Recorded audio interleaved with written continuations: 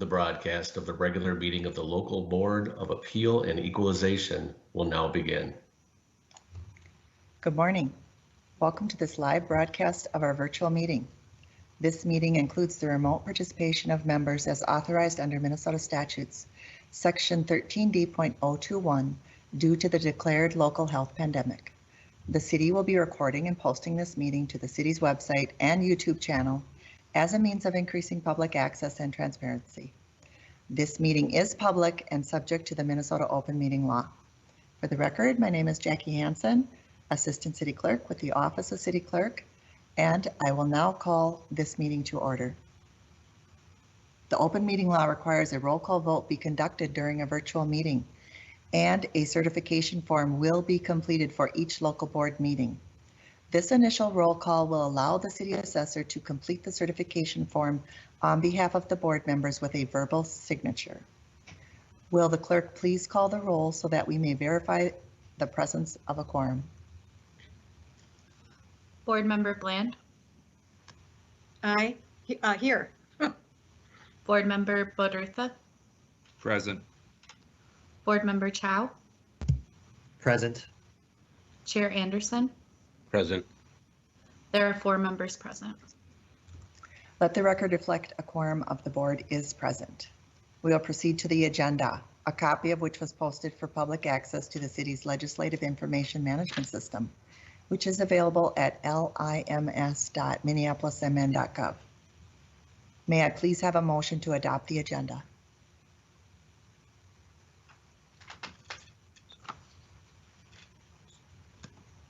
I move we adopt the agenda.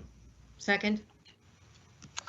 Thank you. It's been moved by Bland, by Anderson, and seconded by Bland to adopt the agenda. With that, I will ask the clerk to call the roll on the motion. Board Member Bland. Aye. Board Member Bodertha. Aye. Board Member Chow. Aye. Chair Anderson. Aye. There are 4 ayes. That motion passes and the agenda is adopted. I will now turn the meeting over to the chair and Chair Anderson, and he will describe our agenda for today and also the process that we will be using to conduct the virtual hearings. Thank you. There are a total of 29 cases to consider at today's meeting. 3 of the cases will hear from the property owner and 1 of the city appraisers. We will then proceed to the cases that were received less than 10 days before the LBAE convened, where only the property owner will present to the board. I will now summarize the process for conducting the hearings in this virtual format. First, we will call on the applicant, who will be given 5 minutes to present their appeal. When your case is called, you'll need to press *6 on your phone to activate your microphone, and then wait to hear the pre-recorded message before speaking. We ask that you state your name and address for the record, and then present your appeal to the board. Next, we will call on the Assessors Staff, and they'll be given 5 minutes to present their report to the board. And finally, the board will have 5 minutes for questions on the case. The board will consider and take action on each case as they are presented, and property owners will be notified of the decision by mail after the board has adjourned. Let's begin with item number 3, 5732 10th Avenue South, case number 21-0120. The applicant is Dale Rangard Jr. I'll ask the clerk to verify that the speaker is on the line for this case. Mr. Chair, yes, the applicant is available. Please state your name and property address for the record and then present your appeal to the board. Good morning. My name is Dale Rangard, and I'm at 5732 10th Avenue South. I've lived in this house for 31 years. I'm now a senior citizen. I'm on fixed income, and I'm hoping that I can be in this house for another 20 years if things go well. The key thing that you need to the board members, I really appreciate the opportunity to present. The key thing that you need to know about my market valuation, which was set at $261 per square foot, is that I am smack dab right under runway 30L, and the planes land over my house at about 1,500 feet. Now, I'm not really a real estate guru, but what I did for my comps is I walked straight down that flight line in my neighborhood, and I found, unlike the city's comps, I found 3 houses that sold since December 8th. They were 5737 11th, 5815 12th Avenue South, and 6037 14th Avenue South. And the average price that they sold at per square feet was about $165 per square foot, which is my valuation at $253,000 is 54% more than those comps that are right down the flight line. And that runway takes and handles 40% of the Minneapolis-St. Paul traffic. So that part didn't add up for me. Then I looked at a couple of the comps. The city was really struggling to find comps for me. If you look at 6029 10th Avenue South, that sold in 2019, if I accepted that comp and said, oh, that's a great one, it sold for $243,000, and that valued at $227 per square foot, which would value my house somewhere around $205,000 as a market value. Also, one of their other comps was 5809 12th Avenue South. I could only dream of having that comp. The house connects and is adjacent. Its entire backyard is Solomon Park, so it has a park view. I don't think it's a comp at all. And the third comp was 5741 Standish Avenue, which is quite a ways away. That sold in September of 19 for $232,800. It is a small house like mine, but the only problem there is that it was on the market for 2.5 months, and the owners took a $25,000 beating or cut in price in order to move it.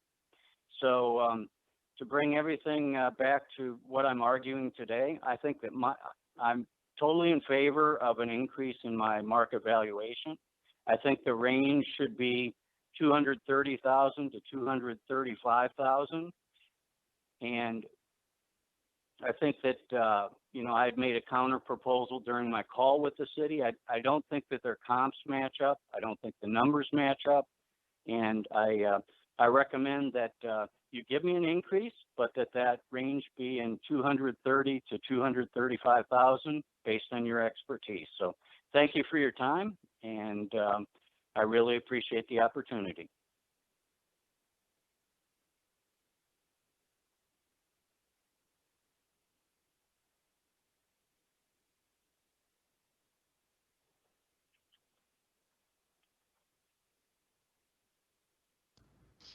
Chair Anderson, from our office, we have Scott Stanley presenting. Good morning, Chair Anderson and members of the board. My name is Scott Stanley. I'm an assessor with the City of Minneapolis Assessor's Office. I'm here to present case number 21-0120, 5732 10th Avenue South. Our estimated market value for 2021 is $253,000. My indicated value is coming in at $265,000. Quick overview on the property. The property was physically inspected by a member of our staff for review in 2016 and in 17 as well. I did a desktop review on April 1st of 2021 and verified that our property information was still accurate for the property. It is a 1.2-story home in the Diamond Lake neighborhood. It sits on a 6,154 square foot lot. It was built in 1945. It has a basement foundation size of 904 square feet. The main level is the same, 904 square feet. It has a finished basement area of about 240 square feet. It has a walk-up unfinished attic area and has a 3-season porch on the side of the home. There's a 1-car detached garage, and overall the house is in below average condition. The main floor has a typical layout for this style of home. There's a living room, dining room. It has the original kitchen. It has the original full bath. There are 2 bedrooms, and it has typical mid-40s features in the property. The exterior of the property is stucco and brick and has an asphalt shingle roof. The comparables that I used, all 3 comparables are within 1 mile of the subject home. Comparable 1 and 2 also have unfinished walk-up attics, and comparable number 3 is a 1-level rambler in inferior condition. Comparable number 1 is 5741 Standish Avenue South. I used the sale from September 19th, sold for $240,000. It is the most comparable and most weight was placed on this comp. It was built in 1947. It has an inferior GLA. It also has an unfinished attic, has an unfinished basement, had the original kitchen and the original bath for that sale, and it actually sits closer to the end of the runway than the subject home. Side note, this property just resold in March of this year for $296,000.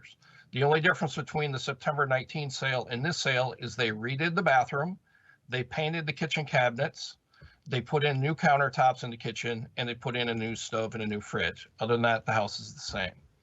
Comparable number 2 is 5809 12th Avenue South, sold for $350,000 in August of 2020. It was built in 1949. It also has an unfinished attic area, has minimal basement finishes. It does have very similar GLA to our subject.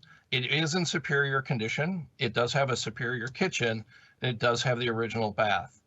It does overlook Solomon Park to the rear across the alleyway. So it does have a slightly superior view. Comp number 3, 6020 10th Avenue South, sold for $250,000 in September of 2019. It was built in 1951. It's a rambler. It has superior GLA to the subject, but it's in inferior condition, and it was an inferior kitchen. After all adjustments, the indicated market value range for by the sales comparison approach is $243,000 to $299,000. Our estimated market value for 2021 is $253,000. My review value is $265,000, which supports the 2021 estimated market value of $253,000. Any questions?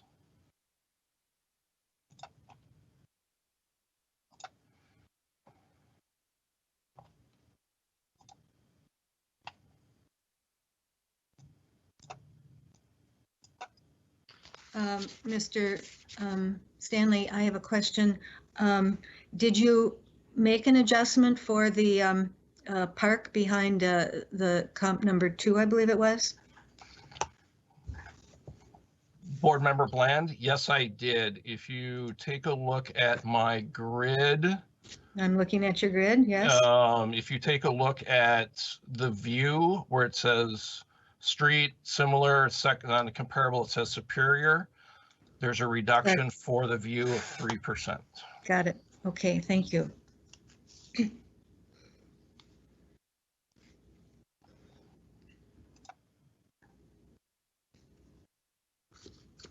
And Mr. Rangard, you're still on the phone, I assume?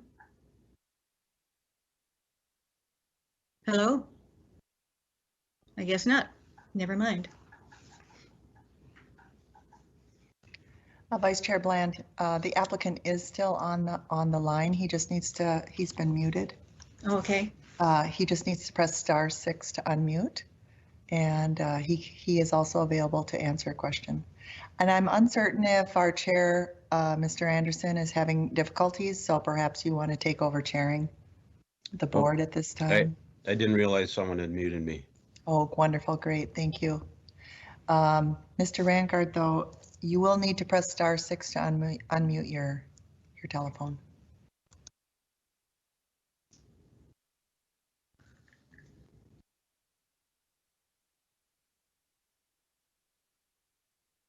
Hello, Mr. Rangard?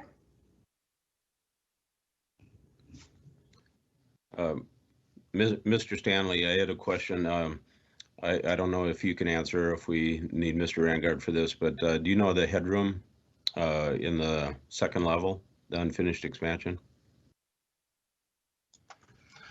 I do not know.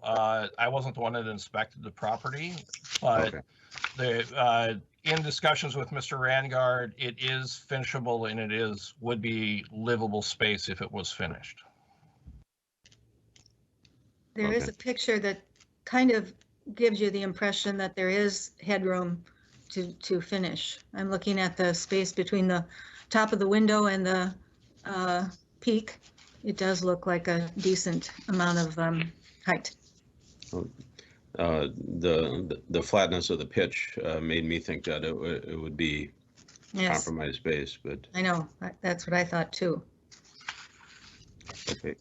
Since Mr. Rangard does not seem to be available, we will now consider an act on the appeal for 5732 10th Avenue.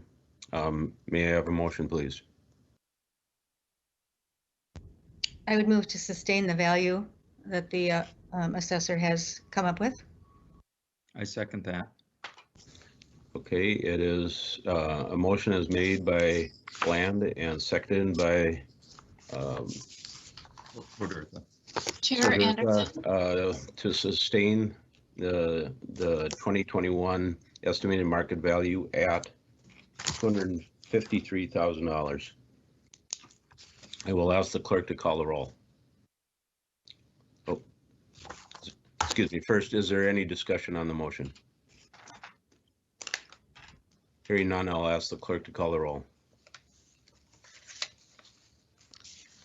Board Member Bland, Aye. Board Member Bodertha, Aye. Board Member Chow, Aye. Chair Anderson. Aye. There are 4 ayes. That carries and the motion is adopted. We'll move on to item number 4, 921 36th Street West, case number 21-0144. The applicant is JMN Commercial Properties representing Like Jean. I ask the clerk to verify that the speaker is on the line for this case. Mr. Chair, the applicant is not currently on the line. At this point, what do we do then? I would defer to Ms. Malmquist for some guidance as well. do we know, good morning, do we know if the following case, case number 21-0182, if that property owner is on the line, Mr. Kirchhoff? No, I'm sorry. He is also not on the line. Okay.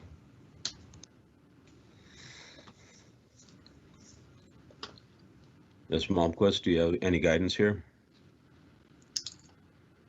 The only option would be to go out of order, Chair Anderson, and have our property appraiser present first. However, then the property owner wouldn't be able to hear what our staff appraiser reported. So this case was to be heard at 9:25. We don't have any other business today except for cases presented to, so I don't have anything else to present to you at this time. Okay. Well, we'll review. Does the city have a presentation in case number 21-0144? Yes, we do. And Mr. Chair, could the staff please reach out and call the applicant while that's happening? That would be appreciated. Okay. So Chair Anderson, if you wish, we could have our appraisal supervisor, Brian Messer, who is presenting this case for our appraiser, Adam Swart. He could go ahead and present his appraisal report if you would like. Yes, please. Mr. Brian Messer.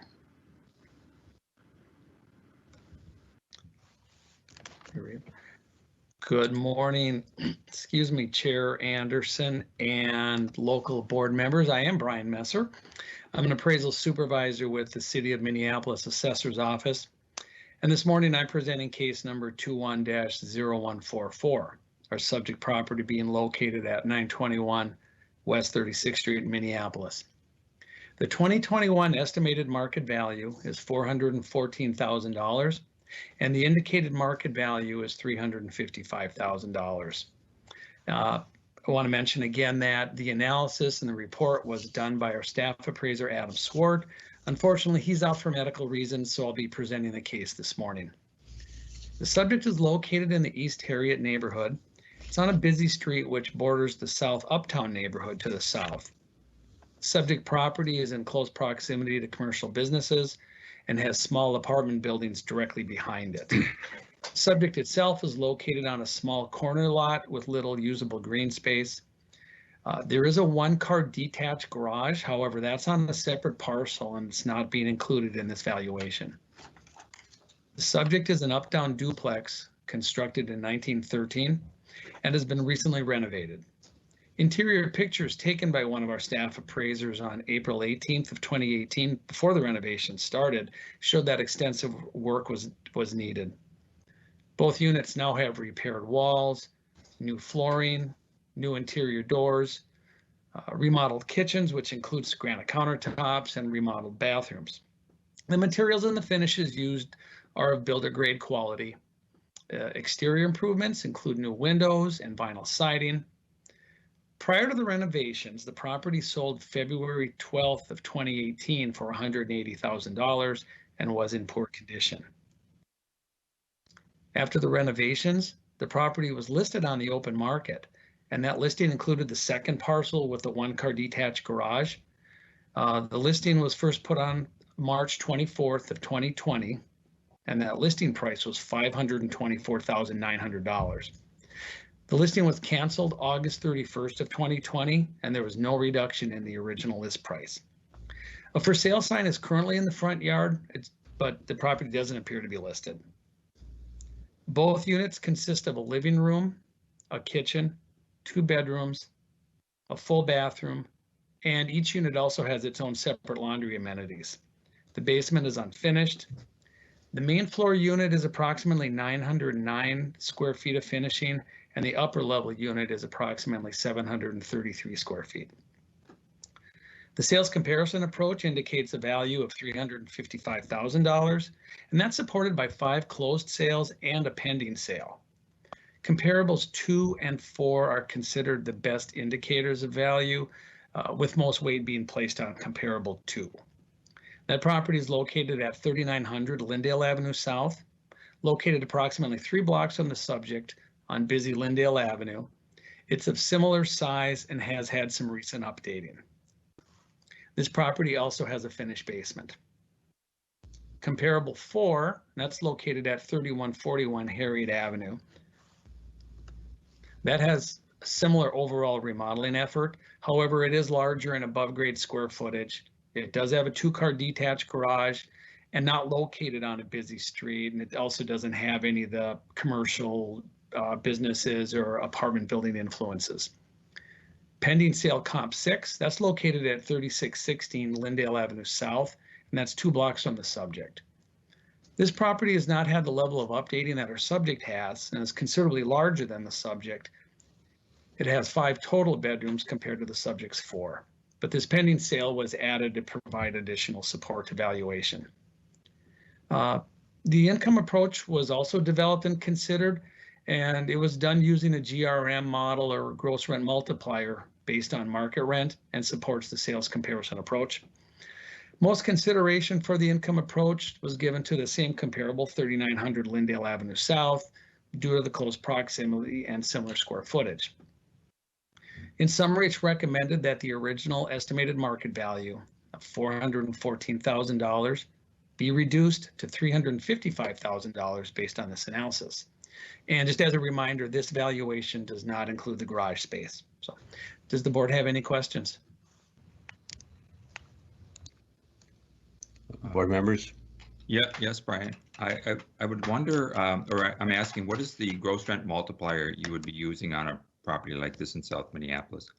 Mr. Chair, I'm Yes. sorry, before we get into the question and answers with the staff, we do Okay. have the applicant on the line, and perhaps we should hear from him before we go to discussion by the board. Okay, thank you. Thank you. Mr. Ween, are you on the line? Press *6 if. Hello? Yes, we can hear you. Hello? Yes, Mr. Ween, go ahead. This is Mr. Aikengene. Oh, please. Yeah, sorry for my mispronunciation. Okay. Yeah, I just, a lot of confusion this morning because I thought my time was scheduled at 10 o'clock until I got a call a few minutes ago from Rebecca that it was at 9 something. And I just got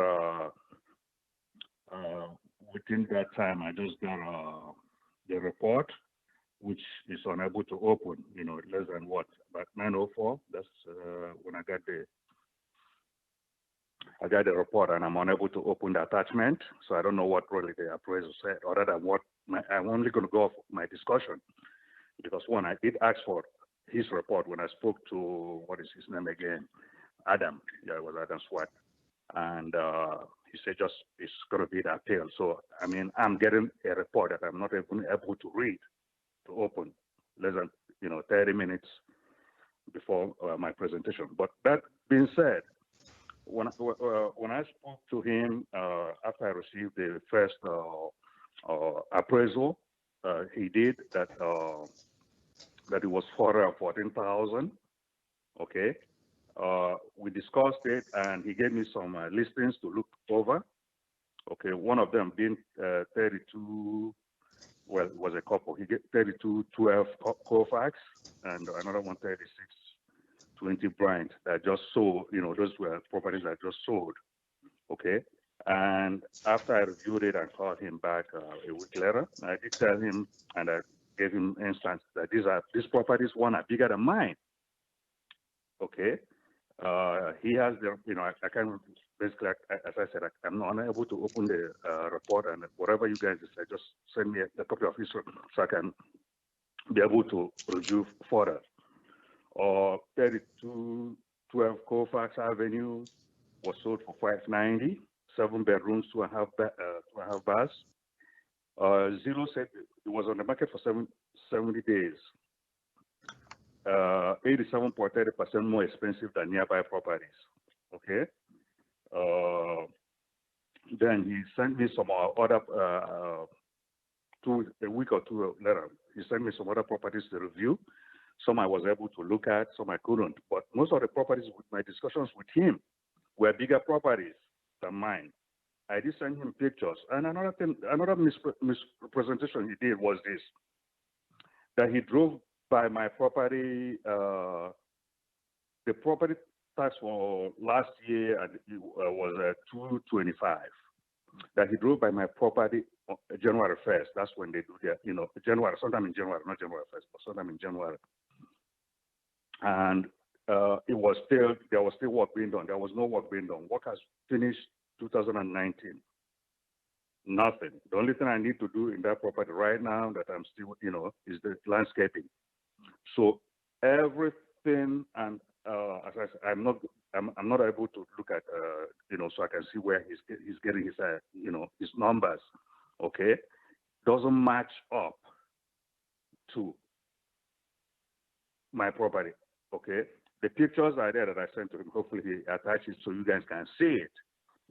I'm just speaking off of remembering some of the discussions I have, but without seeing his report and looking at it, okay, because I just got it and I'm unable to open it. So hopefully somebody will send me a paper copy, so I'll be able to, So I'm just talking off my conversation with him without looking at his report to see what the calculations and, so this is all I'm going to say for now. I don't want to take up anybody's time, So that's all I got to say, Mr. Chairman.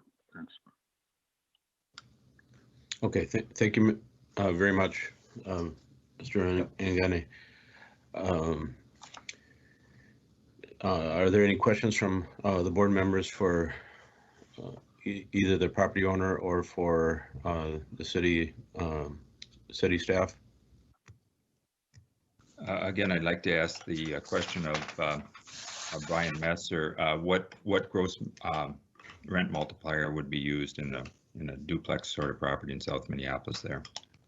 Thank you for that question, Board Member Badurtha. I believe the packet does have a grid that Adam developed, and it looks like 10.25 was the average GRM, which, knowing the market slightly, it seems to be in line. So. Thank you for that. You're welcome. Are there any other questions or comments from board members? Yes, I have a question for the homeowner. Did you have your property on the market for $500,000 recently? Not recently. But you did have it on the market at some point for that amount? Yes, I did. See what happened, and as I told, Adam to tell you this. I don't want this to become where somebody's tripping somebody up or trying to, I'll be straightforward with, and I was with him. This is what happened in 2019, okay? I got fed up with the city of Minneapolis, okay? And this is another, that I just wanted to sell it, okay? I had a real estate agent look at properties around there and say he couldn't find a duplex that just sold recently, okay? And so he's not sure how much we're going to list it, but he said, look, these are private properties that sold and some that are listed for this amount, okay? So he said, what do I think? Because he just can't find any duplex around that area that has sold recently, and so he doesn't know what, I said, look, this is how much I've put in there in terms of money, not some of the work I did myself. I said, list it for this amount. If we don't get any offer in a month or so, I can drop it, okay? So I'm the one that suggested the price, and he told me it's too much. I said, just list it for, I think I had it listed for $5, is it $5.15 or $5.25? I can't remember. We didn't get any offer. I think we only got one or two, and he told me, look, we got to reduce this. Let's put it the same price as the single family homes there, okay? So I told him, no, I don't want to sell it anymore. I want to rent it out, and we took it off the market. Okay, So thank you. That's what happened in 2019. Okay, thank you. Is the property rented currently? No, and this is another story, and Adam should have told you. The city of Minneapolis, of all the work we did, one of my contractors when I was 2019, I went home. My mother excuse me. Hold on, let me explain. We did read what you sent in, your explanation. So okay, I just wanted to make sure that at this point it is not rented. No, it's not. But the city has told me to apply for the rental license for the bottom part. Brian Young, the city housing inspector, has told me to go and apply for a rental license. I spoke to him last week Thursday. So I'm supposed to. The only thing I was trying to tell him that I was waiting for his phone call, but I think I'm going to go ahead and do this. Should I apply since it's a duplex and you said I cannot rent the top one yet until we resolve the deck issue, and you say I can rent the bottom part? Should I apply for a single? My application will it be for like a single? What do you call it? Or for both the duplex? But I can't, So he said he's going to get back to me. I haven't heard back from him, so maybe after this I'm going to call him to, because they've okayed me to apply for a rental license for the bottom part, which I'm going to do. Okay, thank you. Thank you. Thanks. Okay. Are there any other questions or discussion from board members?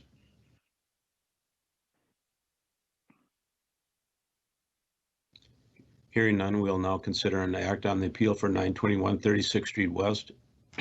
May I have a motion, please? I move to decrease the value to $360,000. Is there a second? I will second it and ask Mr. Badurtha to explain his reasoning. I was looking over some of the comps, and I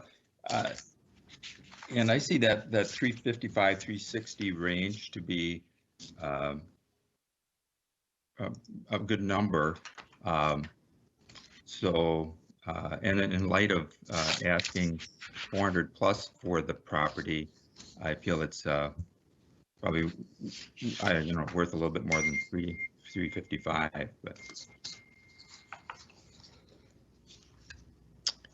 So what is, excuse me, what is the value you're suggesting again, please? I was suggesting 360,000. Okay.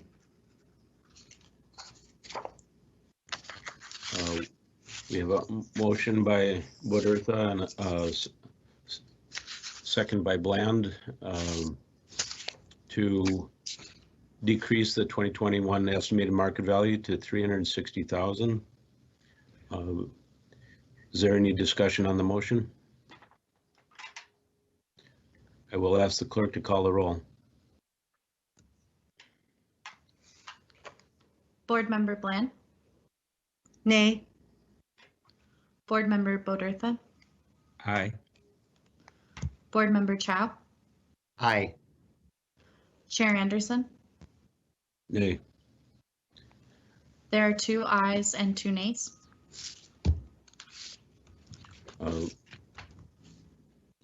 Does the motion carry with that? Mr. Chair, the motion fails and the floor is open for a new motion.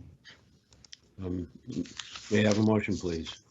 Yes, I would move that we reduce the value to 390,000. Above the, we have a motion of 390,000. Do I have a second?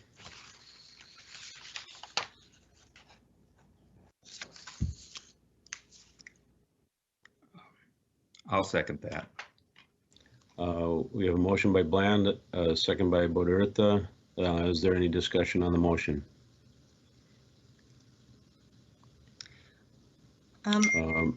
I would say that given the fact that the property is currently not rented and apparently not able to be rented, that does reduce the value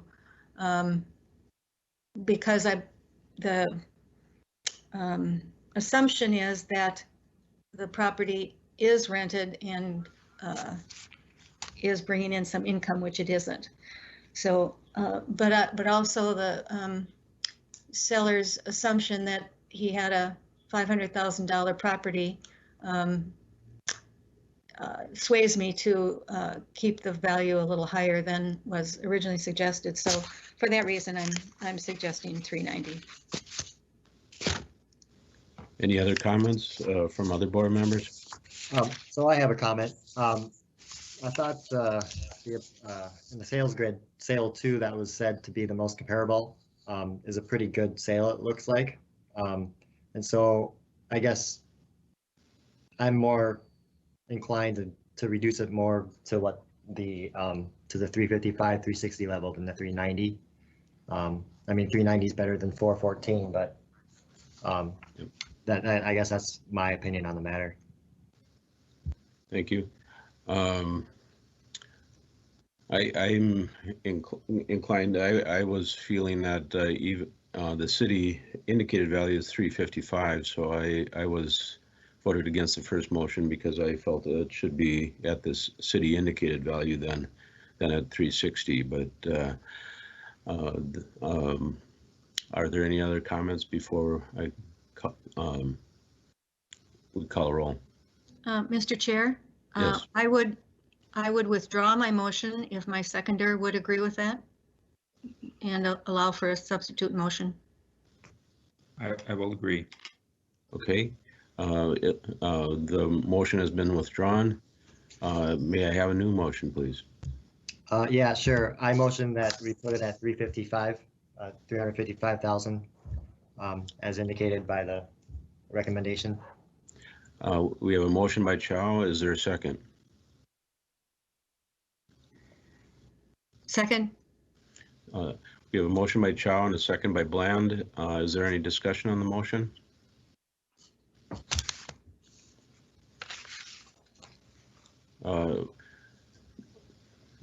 So I have a motion to sustain or to decrease the 2021 estimated market value to 355,000. I will ask the clerk to call the roll. Board Member Bland, Aye. Board Member Bodertha, Aye. Board Member Chow, Aye. Chair Anderson. Aye. There are 4 ayes. Motion passes. We'll move on to item number 5. 292 Vincent Avenue North, case number 21-0182. Applicant is Niels Kirchhoff. I'll ask the clerk to verify that the speaker is on the line for this case. Mr. Chair, I am uncertain if there is a caller on the line with a different phone number, so I'm uncertain if that's the applicant or not. If so, if the caller could unmute and please state your name and address for the record.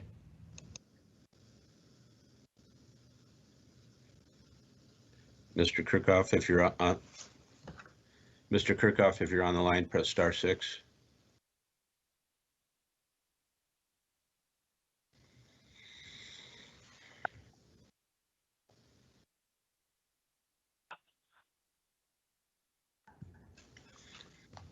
Hey guys, hello, can you hear me? Yes. All right, excellent. Yeah, this is Niels Kirchhoff. I'm the property owner. Please go ahead with your appeal. Well, thank you, board members. Appreciate the opportunity to present my case. I've submitted artifacts that I think should be at your disposal in the file. The property was assessed, appraised by Nationwide Property and Appraisal Services in October, 13th of October 2020, for the purpose of a refinance. The appraisal came to a value of $663,000. The initial city value, I believe, was in the $800,000 range, which was, pretty significantly from the appraisal. There's been no changes to the property since construction. The property was built in 2019. The square footage of the property is 2,174 square footage. The appraisal was an in-person appraisal, and both the appraiser and the supervisor of the appraisal were on site for that appraisal. The appraisal contains 5 comparables. I will not go through these comparables, but you have them again at your disposal. The values of these comparables range from 630, 615 to 770. I also have submitted 2 reports. It's my understanding that we're looking for the value per January 2021. I have submitted 2 reports, which is a local market update for October 2020 and the local market update for January 2021. The median sales price in the Minneapolis area for October 2021 was $311,250. The median sales price for January 2021 was $292, so which is slightly less than what the median sales price was for October. For those 2 dates, the inventory of the homes was 1,290 in October, and the inventory was down to 715 in January 2021. With these artifacts, the appraised value would be slightly higher of what the market would indicate the January appraisal would have come out to. And with that, I would like to submit a property value of $663,000, which is the October appraised value for the new assessed value. Are there any questions? Thank you, Mr. Kirchhoff. We'll have the city assessor office staff present first, and then we'll open it up to questions. If you could May I provide one more addition? Sure. I just want to note that the file that I received this morning. So the information the city is going to be presenting was not at my disposal. I did provide my appraisal to the city. And so I do want to say that I'm a little bit in a disadvantage as I go through this presentation because I did not have sufficient access to the data that's being presented now. Thank you. Okay, duly noted. Thank you. I will call on the assessors staff to present their report to the board. Chair Anderson, this is Rebecca Malmquist, and we have Aaron Benoit presenting this case for you this morning. I would just mention and follow up on we've heard a couple of comments about our appraisal reports. If you remember, in an in-person setting, we would pass out our appraisal reports at the time of the hearing, which is why just trying to multitask, our staff, or myself actually, is sending out those appraisal reports as the meeting's beginning. That would coincide with how we would function as an in-person hearing. So that's why we're sending the reports when we are. Okay, thank you. Thank you. Ms. Benoit.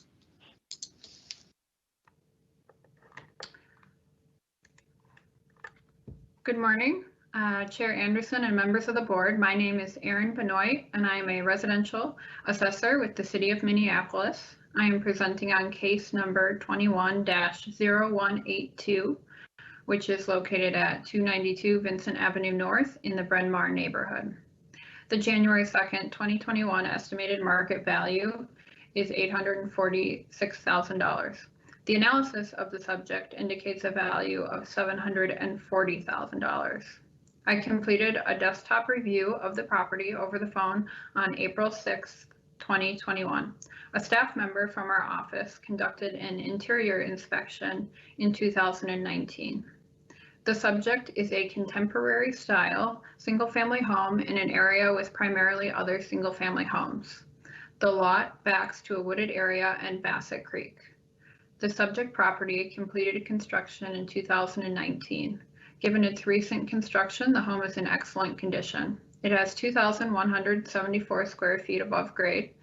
The main floor has an office, kitchen, and open living dining area. There's a half bath, gas fireplace, and a deck off the rear of the house. The second floor has 3 bedrooms and 2 bathrooms. The basement is finished with a family room, kitchenette, bedroom, and a full bathroom. There is a second gas fireplace and a sauna. The house has an attached 2-car garage, and garage access is from Vincent Avenue North. The current owner purchased the property as a vacant lot for $250,000 in March of 2018. I relied on the sales comparison approach for this analysis. All 4 of the comparable sales used are 2-story homes within a mile of the subject in the Bryn Mawr neighborhood. Comparable 1 is 2012 Laurel Avenue West, which sold for $752,350 in November of 2020. It has 3 bedrooms and 2.5 bathrooms above grade and was built in 2010 with similar quality and condition overall, although it is a more traditional style. It's larger in square footage above grade, and it's on a smaller inferior lot. Comparable 2 is 2008 Laurel Avenue West. It sold for $700,000 in October of 2020. It was built in 2007. It has 3 bedrooms and 2.5 bathrooms above grade. The quality of construction is overall inferior, as well as the quality of the kitchen. It's on a smaller inferior lot. Comparable 3 is 402 Morgan Avenue South. It sold for $707,500 in July of 2020. It has 5 bedrooms, 3 bathrooms above grade. It was originally built in 1954 with a contemporary second floor addition that was added in 2016. Overall condition is inferior as the entirety of the house was not updated in 2016. The property is situated on a street, or it's across the street from a park, and it's on a larger lot than the subject, and it's also larger in square footage. Comparable 4 is 241 Russell Avenue South. It sold for $614,000 in March of 2020. It was built in 1925. It has 3 bedrooms and 2 bathrooms above grade. It's inferior quality construction overall, was fully remodeled around 2011, bringing the condition similar to that of the subject. It's smaller in square footage and it is on a smaller inferior lot. After the adjustments were made on the comparable sales, the values range from $692,000 to $767,000. More weight was placed on comparable 1 and 2 as they had the least amount of adjustments made to them overall, and they were the most recent sales and are more similar to the age of the subject property. Given this analysis, the overall indicated value recommendation is $740,000. This is a reduction from the original 2021 assessed value of $846,000. Thank you for your time. Any questions? Thank you. I'll call on the, are there any questions or discussion by board members?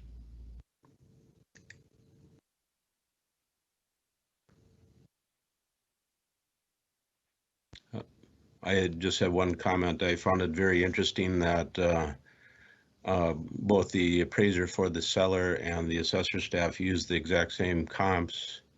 I believe the appraiser had one additional comp, but came up with surprisingly different numbers using the same comps. I don't know if board member Chow or someone from the assessor's staff would want to comment on that.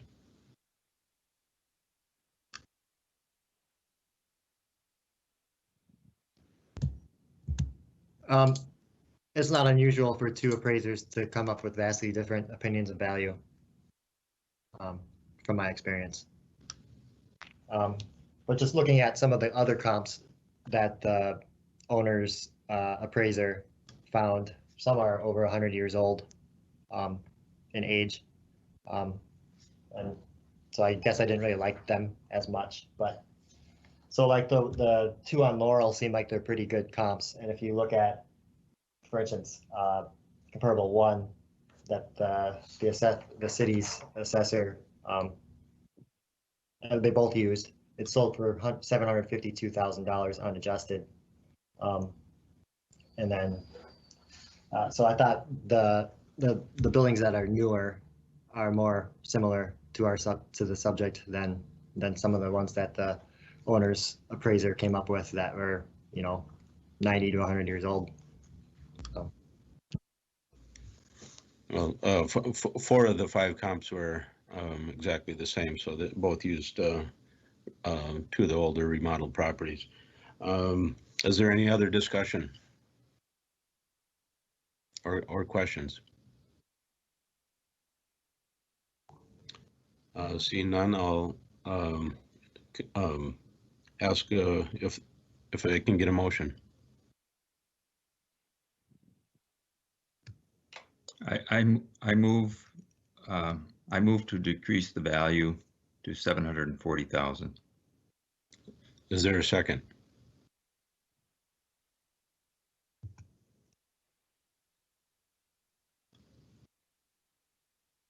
I second.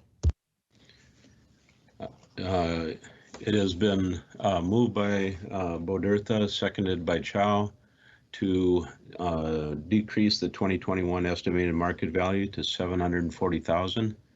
Is there any discussion on the motion? So my understanding is that 740 is the indicated value. Is that correct? That's correct. Thank you.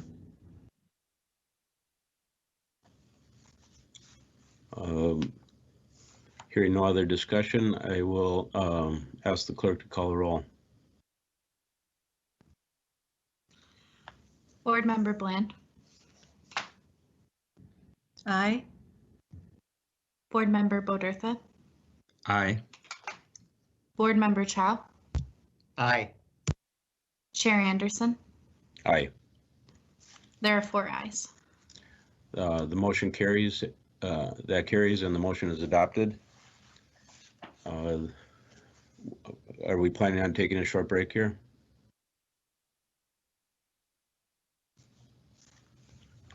Mr. Chair, yes, your schedule is for a break until 10:15 a.m. and that's when we will resume hearing cases. Okay, thank you. Do we pause or mute and turn off our cameras during that time, or? Yes, please. Okay, thank you.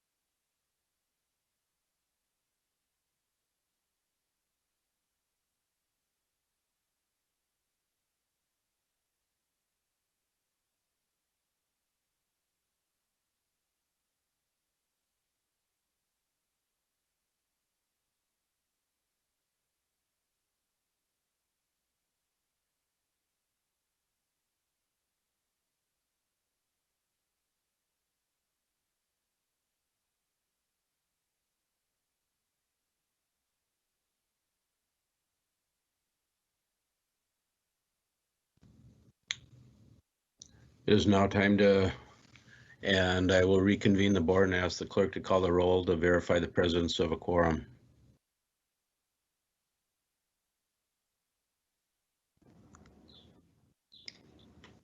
Board Member Bland, Present?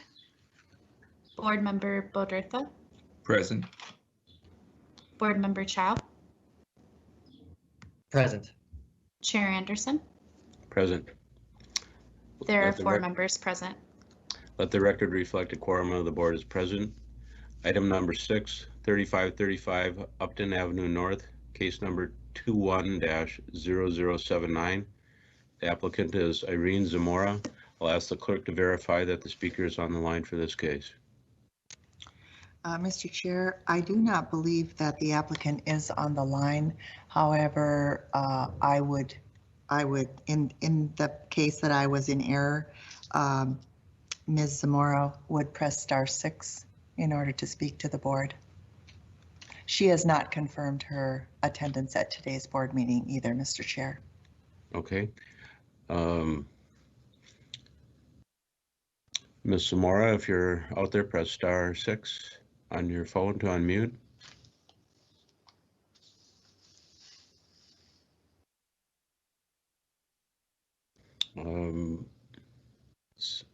Seeing no response, how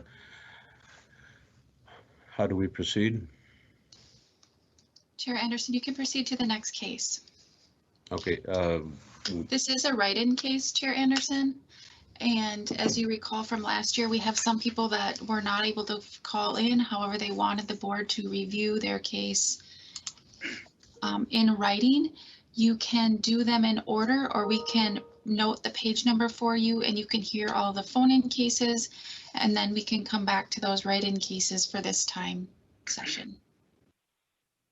I'm asking for a recommendation on best practice here. It may be best practice to hear those cases in order of the people that are actually on the call, so they don't have to wait additional time. Okay, and who do we have that identified on the phone? That would be case number 21-0318 4002 Blithedale Avenue, Molly and Matthew Duffin. Okay, board members, we're skipping 2 cases here.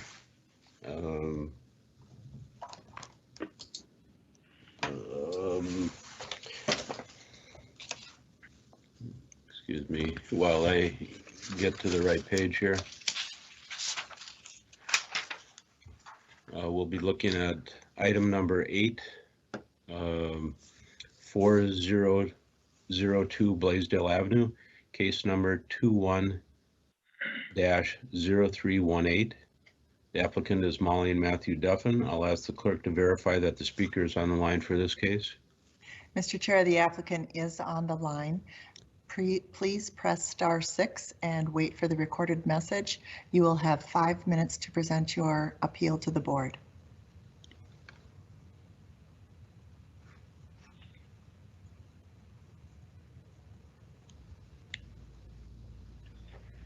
Hi, my name is Molly Duffin. I am appealing the valuation of our property. We received the valuation notice for 2022 that has our property listed at $408,000. I did some research and I found comparable properties in the neighborhood that value around $350,000.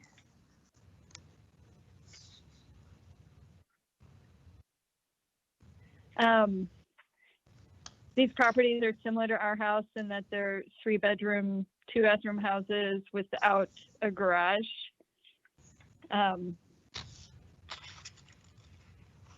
Both properties were sold in September.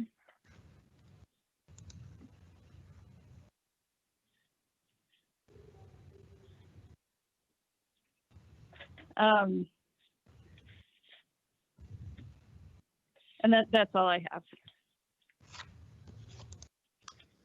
Okay, thank you.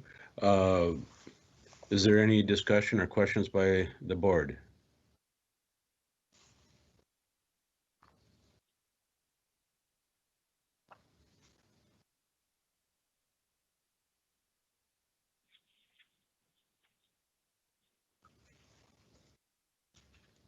Any questions, comments? The information I show here, there was appraisal and it was dated 2017, if I'm correct. Yes. So that's 3 years old. The market has changed quite a bit since then. Yeah. Are there any other questions from board members? Hearing none, please no. go ahead. Ms. Duffin, can you, you said that you have a structure that is not used as a garage. Was it originally a garage? So it's a structure in the back. It's the size of a garage, but it's always been used as storage. There's no way a car could drive into it. The houses are too close together. Okay, so you're just using it for storage? Yes. Thank you. And I know I don't have this available to you, but I did find that there's a house at 4100 Blaisdell, about the same size with a 2-car garage that sold for $370,000 on March 8th of this year. Okay, thank you. Are there any other questions or comments from board members?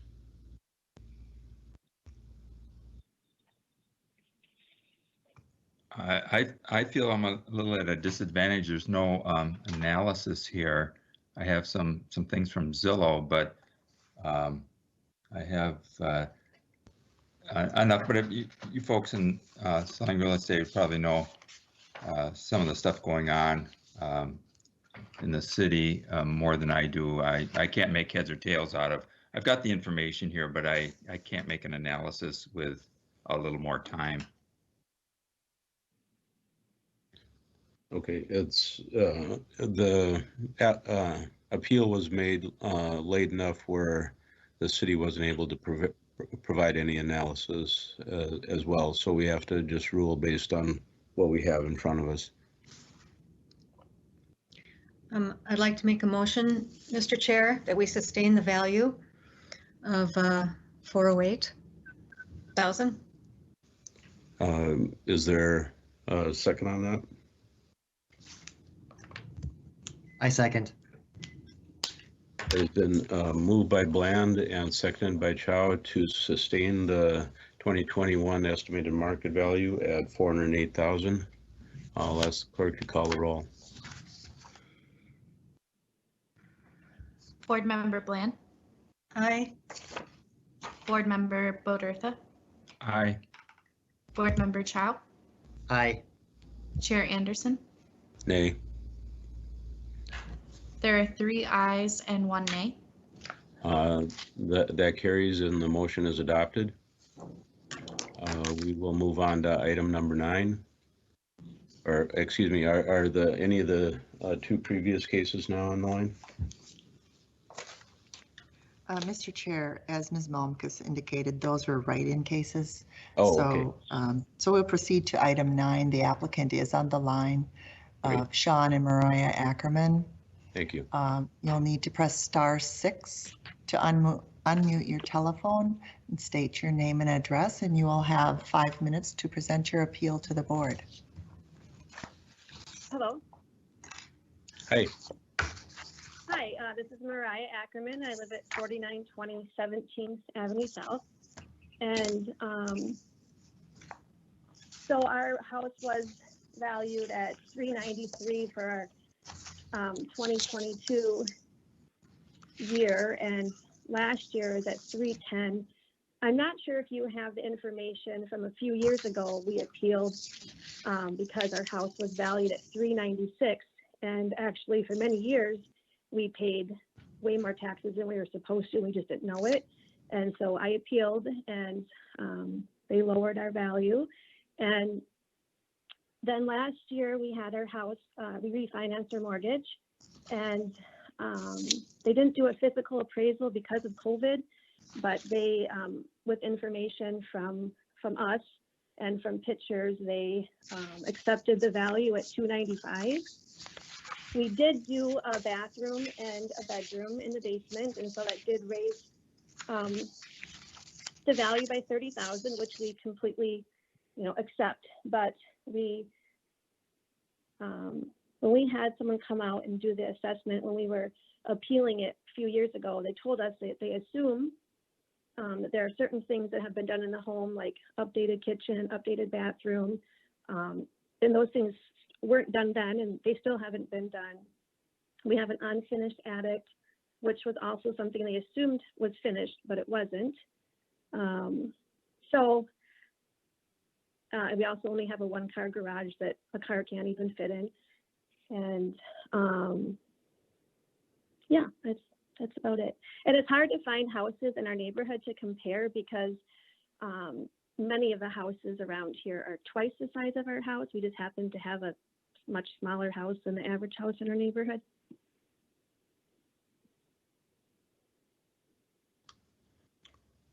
Thank you. Are there any questions or discussion from the board?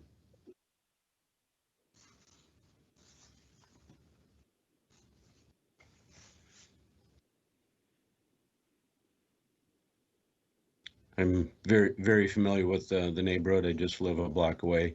I agree with you that your house is much smaller than the average for the neighborhood. Yes. And especially on your block in particular. Yes. And it does look like a much larger house from the exterior. Yes. And I sent pictures and I don't know if those are in front of you, but yes, yes. I just, like I said to the assessor, we're just trying to raise 3 kids. We don't have a fancy house, which I'm fine with. And, I actually used to walk dogs before the pandemic, and I go into many people's homes and I think, wow, not my house. Yeah. Are there any other questions or comments from board members? Mr. Chair, I have a question for an assessor. I assume there's somebody on the line who can, or appraiser rather, who can answer my question, a city appraiser, and that is, do you assume that all houses have updated kitchens and baths and that sort of thing? As stated by the caller, the homeowner? Go ahead, Tim. Chair Anderson, board member Fay, we do look at houses. We have to look at every houses every 5 years. We do not assume that anything has been updated. We look at permitted work throughout, every single year and update our records from there. Just like this property, we did have a permit add on it of $30,000 for the basement remodel, but we do not assume that all bathrooms and kitchens have been remodeled. Thank you.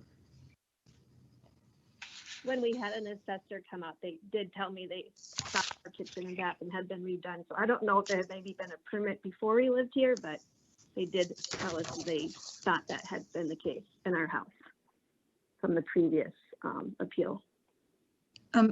Has your kitchen been updated prior to your owning it?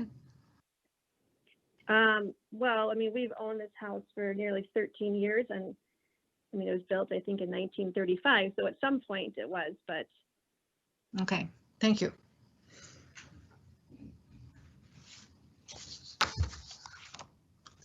You can see from the photos that the kitchen is pretty dated, and it appears that there's some water damage as well. Is that correct? Okay. If there are no other questions or discussion, may I have a motion, please?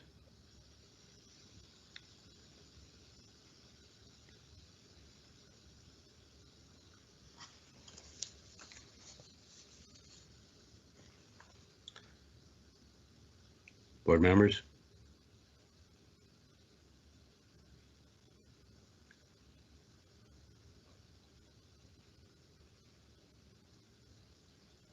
Mr. Chair, I move that we adjust the value to $270 Pardon me. No, 370. Okay, thank you. Do we have a second? I second. I have a motion by Bland, a second by Chow, to decrease the 2021 estimated market value to $370,000. Is there any discussion on the motion? Hearing none, I'll ask the clerk to call the roll.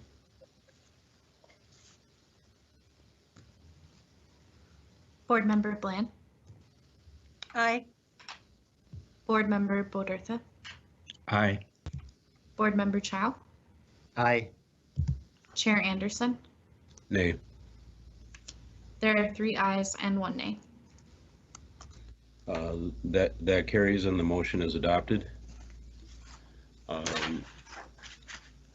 Item number 10, 1265 West Minnehaha Parkway, case number 21-0337. The applicant is Eric and Kelly Hunganen. I'll ask the clerk to verify that the speaker is on the line for this case. Thank you, Mr. Chair. Yes, the applicants are on the line. Please press *6 to unmute, wait for the recorded message, and you will have 5 minutes to present your appeal to the board.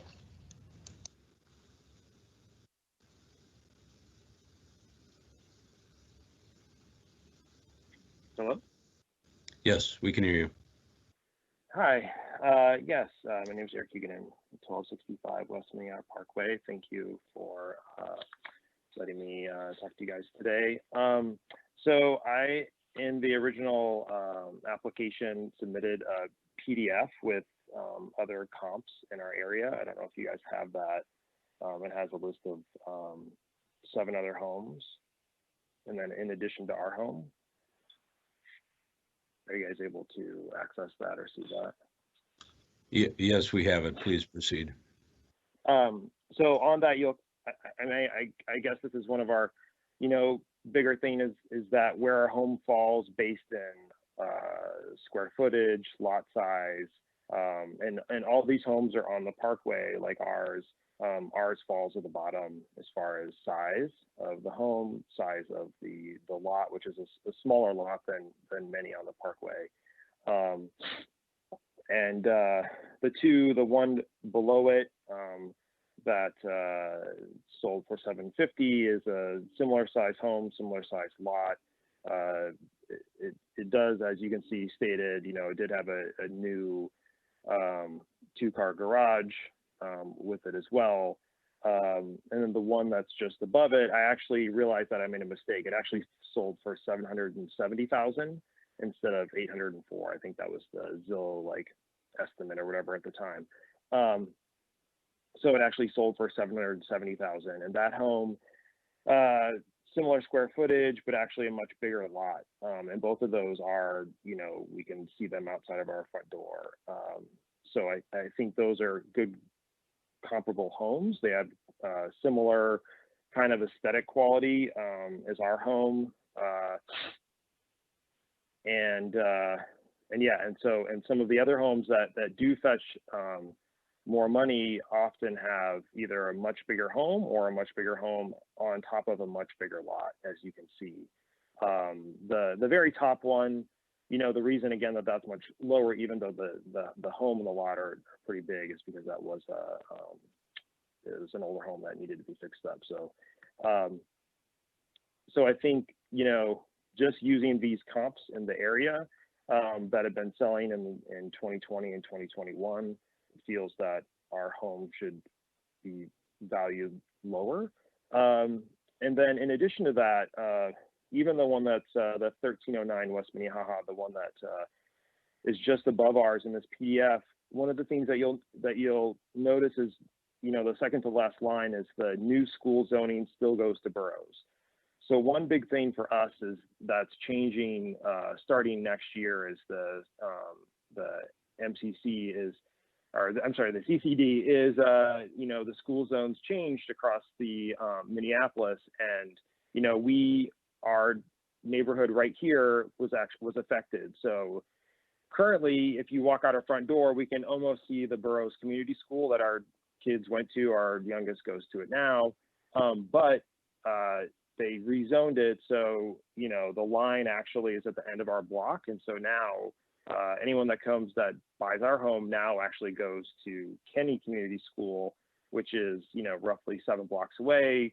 Kids need to cross 54th Street, which is a busier street, as opposed to when our kids walk to school, we can see them out the front door, which I think is a pretty significant change to this neighborhood. I know that when we were looking for homes, when we bought this house, it was very much like, oh, across this street is one district or one path, and across this district is another path. And it's not to say anything about one path or the other, but the fact that, the proximity of this house to the Burroughs School is so close, which was a big selling point for us. So now that's kind of taken away, which I think does change the value. And the fact that this home that sold in October makes mention of it, I think people are aware of that when purchasing and when selling homes. So I think those are the two biggest things. I mean, the other thing is that currently, a lot of the homes that are selling, we like most homes have things that would need to be fixed or repaired before we could even sell it. We have a rotting deck on the back of the house. We have a grub problem or something in our front yard and backyard with huge chunks of dead grass and dirt, which, I know a lot of people have, but still it's something that would have to be addressed before we'd even sell it, which I think, again, either we would have to put that money into it or it would bring down the value as a curb appeal type of thing. So.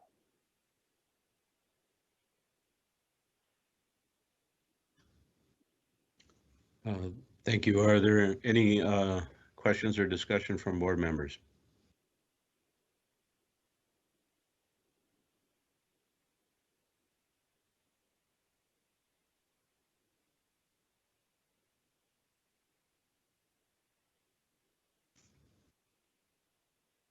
Any questions, comments?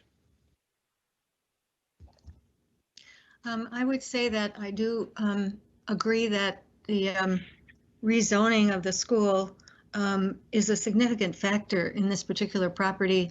The fact that I'm familiar with this area, very familiar, and the fact that you could watch your kids walk down to the school is a huge factor compared with having them walk quite a bit further, and as pointed out, cross a busy street. So in my opinion, that's a factor that would lead me to reduce the value by some amount. Okay, any other comments?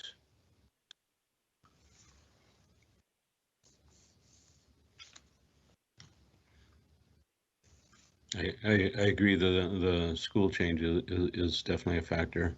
If there are no other comments or questions, may I have a motion?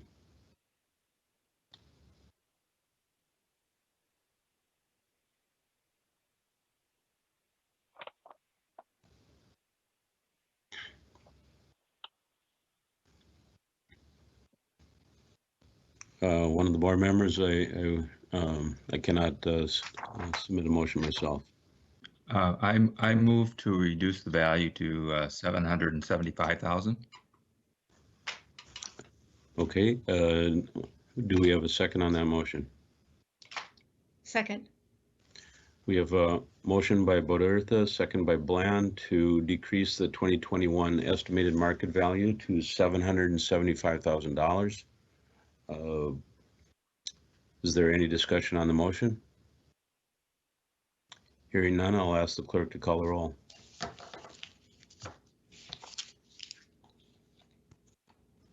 Board Member Bland. Aye. Board Member Bodertha. Aye. Board Member Chow. Aye. Chair Anderson. Aye. There are 4 ayes. That carries and the motion is adopted.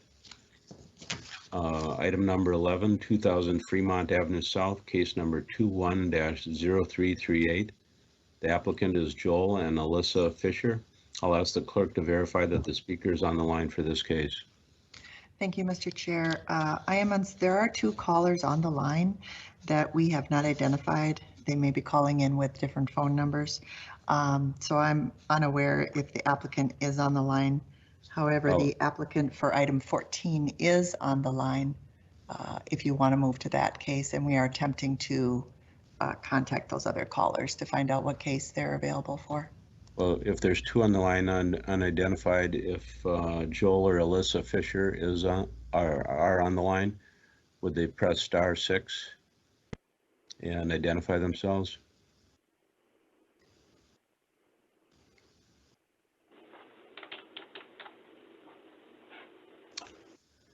It doesn't appear they're there. According to the notes I have here, case number 12, that appellant is on the line, or applicant is on the line. Item number 12, 2224 Cedar Lake Parkway, case number 21-0343.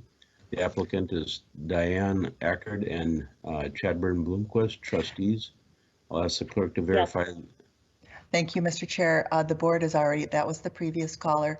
The next item is item 14 on the agenda, the appeal for 1120 2nd Street South. The applicant is on the phone, and I would invite that person to present to the board. Okay. Jackie? Yes. Thank you. Can you hear me? Who is on the line? This is Jason. I'm planning to talk about 1120 South 2nd Street, unit number 305. And I'm also representing 740 Portland Avenue, unit number 6. Okay. Which one should I go first? Should I go with 1120 first? Yeah, let me identify it first, and then you may proceed. Item number 14, 1120 2nd Street South, number 305, also number P1063 and number P1066, case numbers 21-0345, 21-0346, and case 21-0347. The applicant is Jay Sinha. I'll ask the clerk to please go ahead. Thank you. Mr. Chair, I'm having trouble finding this case in my packet here. Could you tell me again, what is the address we're looking for? 750 2nd Street South, number 405. All right, here it is. I've got it. Thank you. 305, excuse me. We have 405? Excuse me, number 305. Oh, then I don't have it. Okay, I see it. Okay, please proceed, Mr. Sinha. Yeah. Thank you for giving an opportunity to present my case here. So I will go with the value which this property, along with two garage parking stalls, have been estimated. It is $476,000. And what I have done based on my analysis, there is a unit which is unit 406, which has been sold at this location. This is a Stonebridge loft. They have multiple condominiums here. And I looked at the dollar value per square foot. It's around $348. And, based on that, my estimated value is coming around $452,400. That's point number one. And I've attached the document along with, when I updated this information for the assessor's office. The second point I want to make it is my window facing is along the north side, northeast particularly. And then there is another building coming up 11, which has blocked my view completely, my master bedroom view and my balcony view, my living room view completely. So I feel that, the value which to purchase this unit is no longer of that value because of the construction. So I want to make 2 points. Number one, the latest unit which was sold, and I took the square foot price based on that, I'm getting a lower value. And the second point is I'm talking about the construction right in front of my unit. The 11 is blocking my, windows views.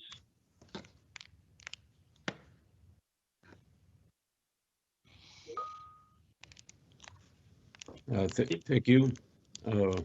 Is there any discussion or questions from the board?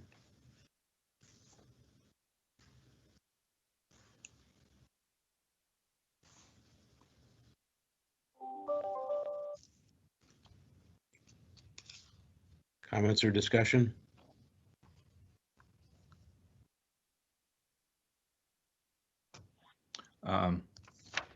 This is Mr. Bertha.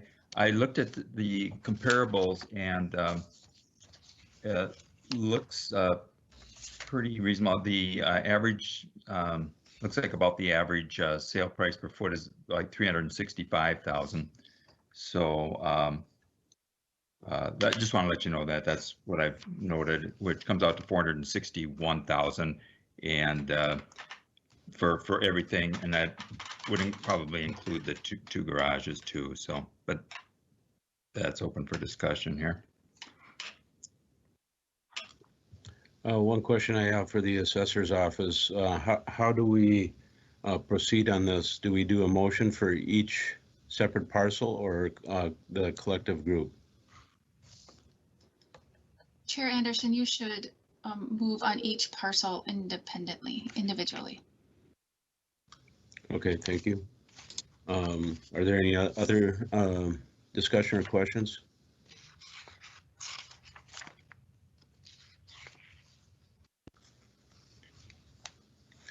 We'll now consider an act on the appeal for 1120 2nd Street South, number 305. Do we have a motion? I move to decrease the value from 421 to 406.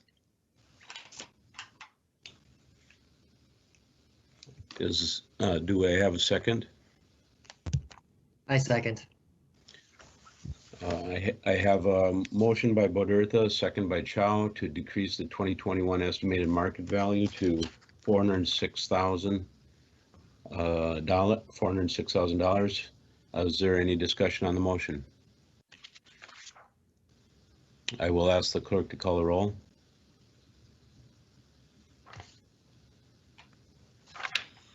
Board Member Bland. Nay. Board Member Bodertha. Aye. Board Member Chow. Aye. Chair Anderson. Aye. There are 3 ayes and 1 nay. That carries. The motion is adopted. Now we will consider an act on the appeal for case number 210346, first parking stall for 1120 2nd Street. Do I have a motion? Move to sustain the value. Is there a second? I second. I second. It's been moved by Bland and seconded by Chow to sustain the value of the case number 210347 at 27.5. Any discussion on that motion? Hearing none, I'll ask the clerk to call the roll. Board Member Bland. Aye. Board Member Bodertha. Aye. Board Member Chow. Aye. Chair Anderson. Aye.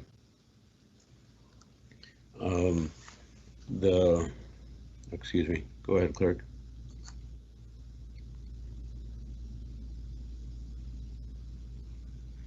I apologize. There are 4 ayes. There are 4 ayes. Motion is adopted. The last one, case number 210346, And the other parking spot for 1120 2nd Street South. Any discussion or questions? If not, I'll take a motion. I move to sustain the value. Is there a second? I'm sorry to interrupt. Did I miss my case? Because I was here the whole time. I don't know who you are. This is Wayne Tannenbaum with Pivotal Tax.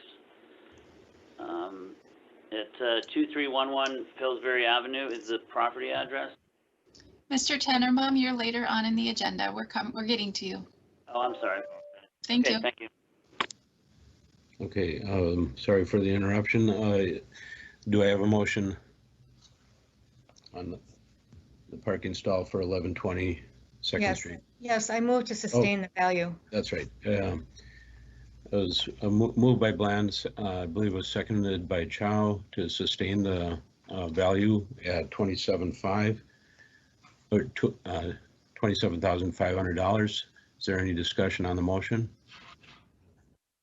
I'll ask the clerk to call the roll.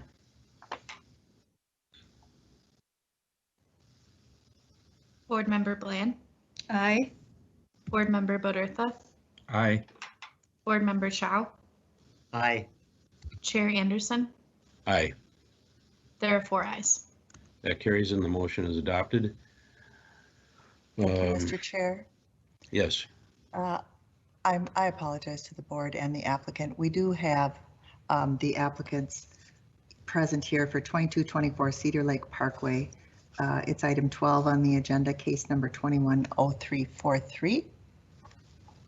Okay. And I would invite the applicants to press *6 and unmute your phone, and you'll have 5 minutes to present to the board. Excuse me, I had that 740 Portland Avenue as well, so do I wait for that? Case number 210310. I'm afraid you'll have to wait. We got out of order on 2224 Cedar Lake Parkway preceded you. Okay, I will wait. Thank you. Yep, thank you.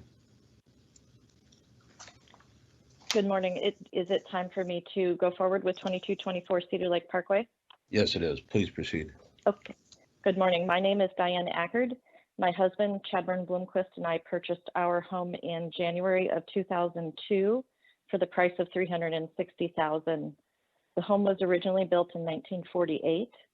We made improvements to the property that took several years due to our general contractor declaring bankruptcy, forcing us to personally satisfy subcontractor liens that were placed on the home when the contractor failed to pay his subs. Improvements were finalized around 2005, and there have been no improvements beyond maintenance made to our home since that time. The City of Minneapolis's estimated market value of our home has increased beyond the market. In 2005, the year we finished improvements, the estimated market value on our 2005 property tax statement was $620,000. In 2006, it rose to $795,000, and in 2007, it jumped to $954,000. It is our understanding that this is due to the ramp up that allows the city to increase only a capped or maximum percentage over time following improvements.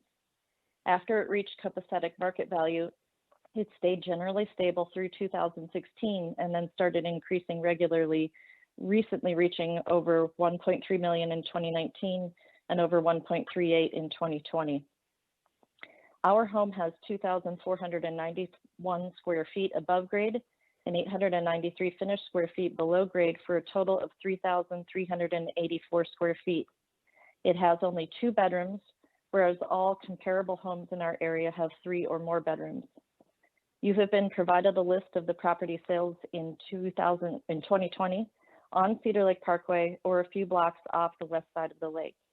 We have used this very specific market comparison rather than an average of the large geography because we understand that the valuation of being on or near Cedar Lake may be different than those properties blocks or miles away.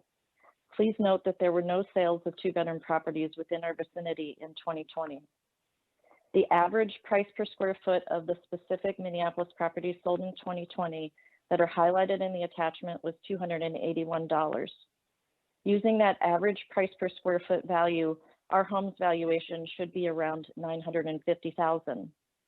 One house at 2214 Cedar Lake Parkway, which is 2 houses to our north, that also has a view of Cedar Lake, sold at $319 per square foot. Using that specific Lakeview property's price per square foot value, our home's valuation would be around $1.08 million. These recent sales indicate that the assessor's office, which has our home's estimated market value at $1.388 million, is at least $300,000 higher than what the actual market would bear based on recent sales. This is the first time our family has appealed the city's estimated market value of our home, and we thank you for considering a reassessment more in line with the current value. Thank you. Is there any discussion or questions by the board? I have a question for the homeowner. Go ahead. I can't really tell. I didn't see it anywhere. Does your home have a lake view? Yes, it does. Okay, thanks. And please confirm, I thought you said that your house has just 2 bedrooms? That is correct. Thank you. Are there any other questions from board members or comments? Yes, I have a question. What is your finished square footage? Our finished square footage is 3,384 square feet, and that is above grade and below grade. Thank you. You're welcome.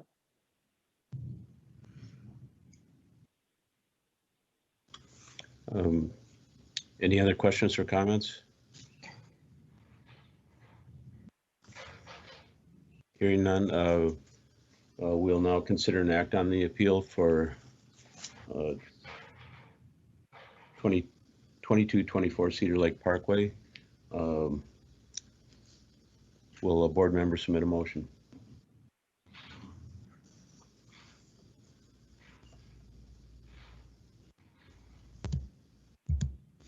I motion that we reduce the value to $1 million. Thank you. Do I have a second?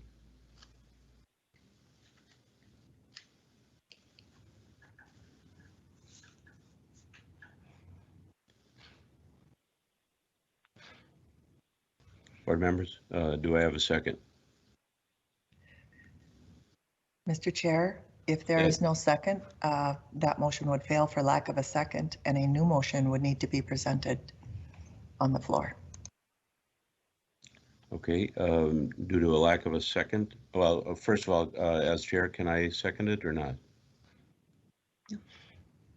Yes, you may. As board chair, I'll second the motion. As the motion has been made by Chow, seconded by Anderson to reduce the assessed value to $1 million. Clerk, will you please call the roll? Board Member Bland? Nay. Board Member Bodertha? Nay. Board Member Chow? Aye. Chair Anderson? Aye. There are 2 ayes and 2 nays. The motion has failed. May I have a new motion, please? I move to reduce the value to $1,200,000. Is there a second?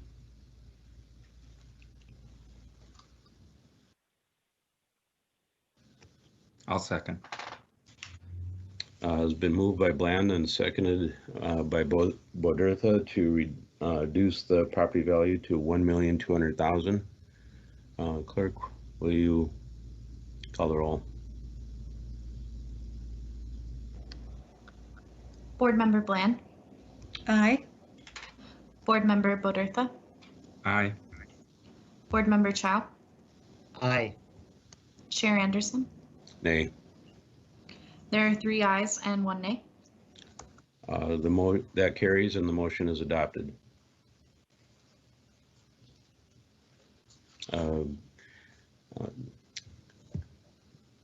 Ms. Hanson, will you identify, now that I'm Thank you, Mr. completely out of Chair. sync here? Yes, item 13, the property at 750 2nd Street South, number 405, case 210344. The applicant is on the line. Please press *6 to identify yourself, state your name and address, and you'll have 5 minutes to present to the board. Thank you very much. My name is Ed McGarrian, and I live at 750 South 2nd Street, which is a Humboldt Lofts condo building.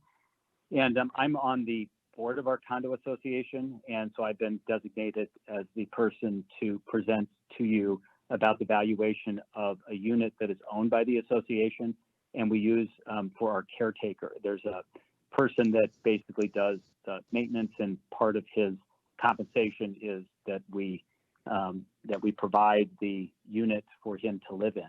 And that's the unit that is at issue. It's unit 405 in our building.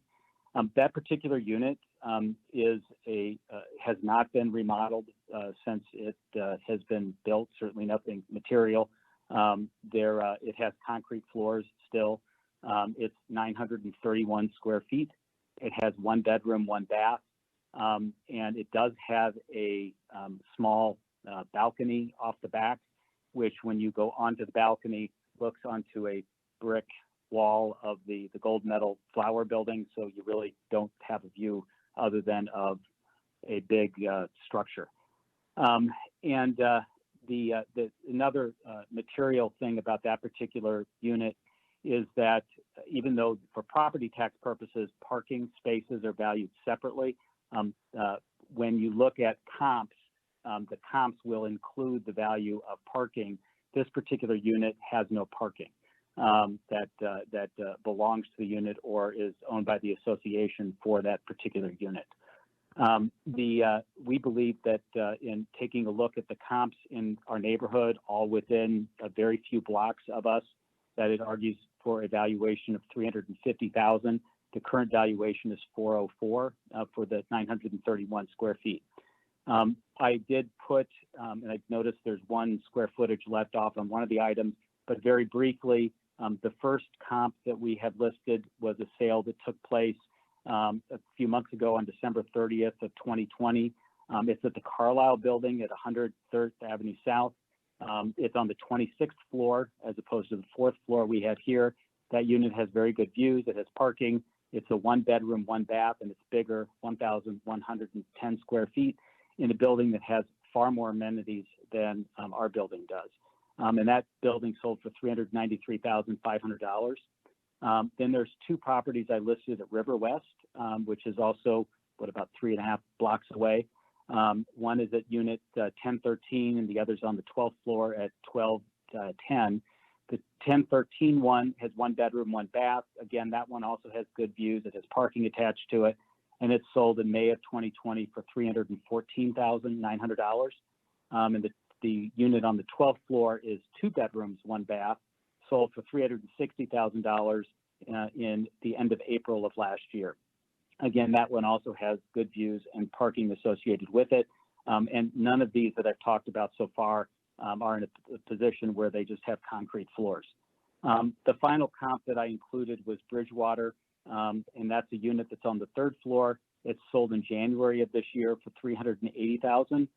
Again, that particular unit also has to say good views compared to what this caretaker unit has is sort of a low bar, because the caretaker unit doesn't really have views, like I said, other than the big brick or the big stone building. Given the fact of these comps, the 941 square feet, the value is also going to be impacted by the fact that there's no, if you go to try to sell something that has no parking attached, is a negative on the value of the property, that a valuation of more than $400 and something per square foot is too high for that particular unit. And given the fact that we haven't remodeled the condition of the particular property, there's no parking attached, no view, we believe that the appropriate value should be around $350,000 as opposed to 404. Thank you. And if you have any questions, please feel free to ask. Are there any comments or questions from board members? I would like to ask, what is the square footage of the second comparable, if you will, the one that sold for 314,000 or 314,900? Yeah, and I'm sorry, that's the one I accidentally left off. In fact, I noticed that while I was waiting and looked it up. It's 943 square feet. Okay, thank you. And how about the fourth one that was at the Bridgewater? Oh, that I can look it up real quickly. I think that one was just over 1,000. Okay, that's fine. That's fine. Okay. These were all, when I was looking, I was trying to look within 3 blocks of us, and I was looking at ones that had between 900 and about 1,100 square feet. And so they all would have fallen within that category. Okay, thank you. River West one, which was a little bit bigger at 1,143. Thank you. Malmquist, do you have a comment or a question? Chair Anderson, thank you. A question to our team, if you know the answer to this, or to the caller. Do the other units in the building have separate property ID numbers for the garage stalls, or are the garage stalls included under one umbrella property ID number with the unit? Yeah, I can answer. This is Ed McGarry, and I can answer that. We have, for example, in my particular case, we have a property ID number for our unit. We have a property ID number for each of our 2 parking spaces, and a property ID number for, we have a rooftop terrace that's private. And so we pay taxes on all of those. This particular unit only has a property ID number for the unit, because that's all there is. And the comps that I provided don't, you know, when you sell the property, you sell everything. So when, you know, when for example, if we go to sell our place, we're selling all 4 units, and so the value that we get for our place is all 4 of those parcels at once. And in this particular case for unit 405, it would just be the unit itself.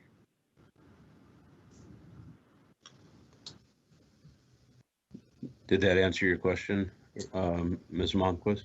Yes, thank you. I was also just curious about the comps because it says just parking, and I'm just curious what that entails. Is it 1 unit per 1 parking stall per unit? Oh, yeah. Thank you for the question. What I'm trying to convey there is that in each of these cases, the unit also has at least 1 parking space, versus the unit in 405 does not have any parking space owned by the association tied to that unit. And so when you look at, even though the city breaks it apart by different parcels, when people go to sell their condos, you don't sell your parking space separately from selling your unit.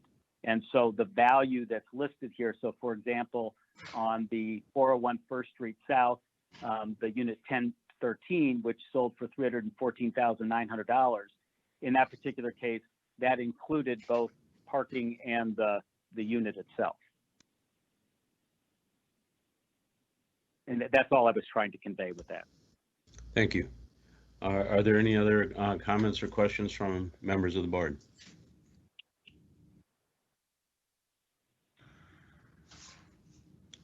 I'll just add an additional comment that downtown parking is at a premium, and if a unit doesn't have it, it does affect property value quite a bit.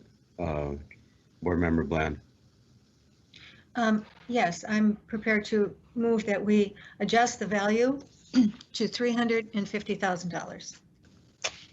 Is there a second? I second that. It has been moved by Bland, seconded by Bodertha to decrease the 2021 estimated market value to $350,000. Is there any discussion on the motion? Hearing none, I'll ask the clerk to call the roll. Board Member Bland?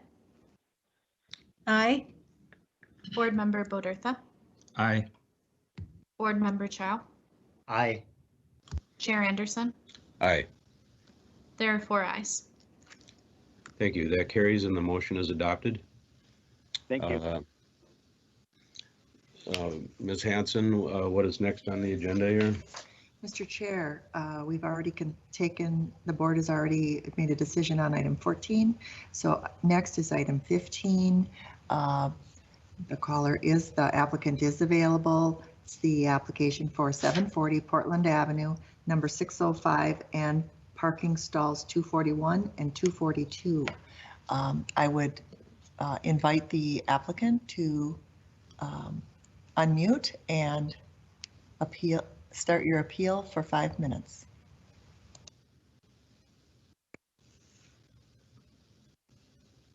Hi, this is Jay again. Can you hear me? I've unmuted myself. Yes, Jay, we can hear you. Please proceed. Thank you. So I'm here to present the case number 210310 and the subsequent ones for the parking stalls. And thank you everyone for the time. The current market evaluation which was done, including the parking stalls, is $404,000.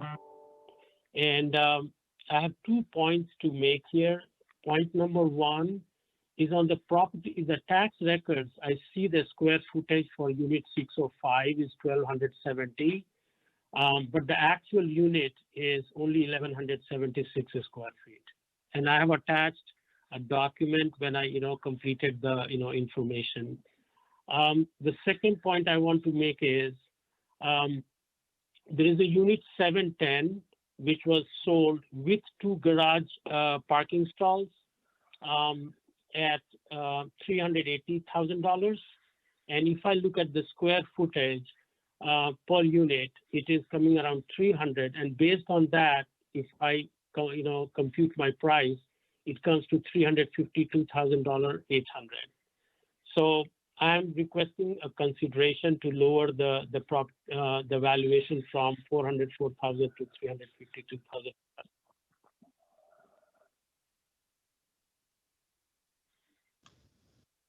$352,000. Thank you.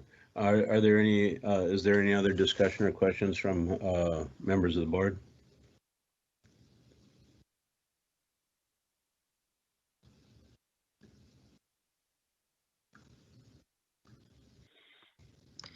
Yes. What is the square footage of 605?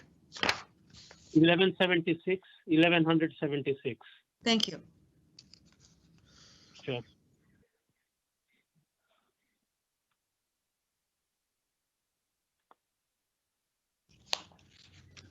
Are there any other questions or comments from board members?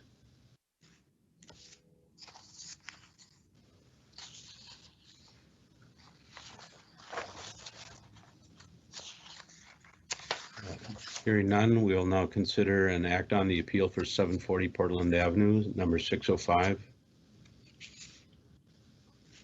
May I have a motion, please?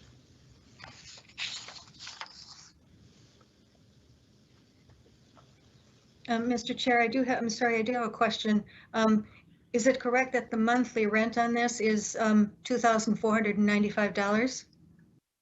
That's correct. Okay, thank you.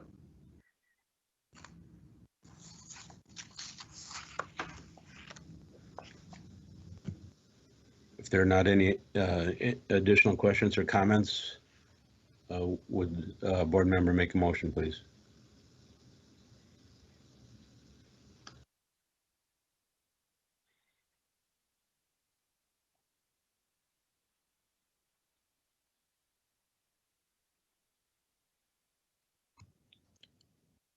I move to sustain the value.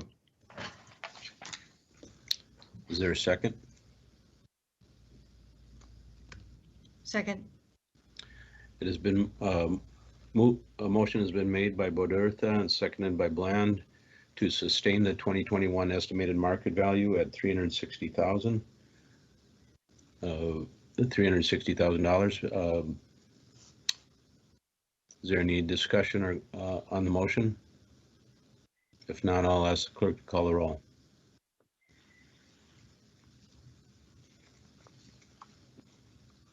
Board Member Bland.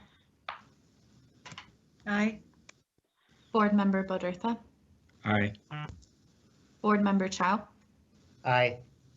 Chair Anderson. Aye. There are 4 ayes. That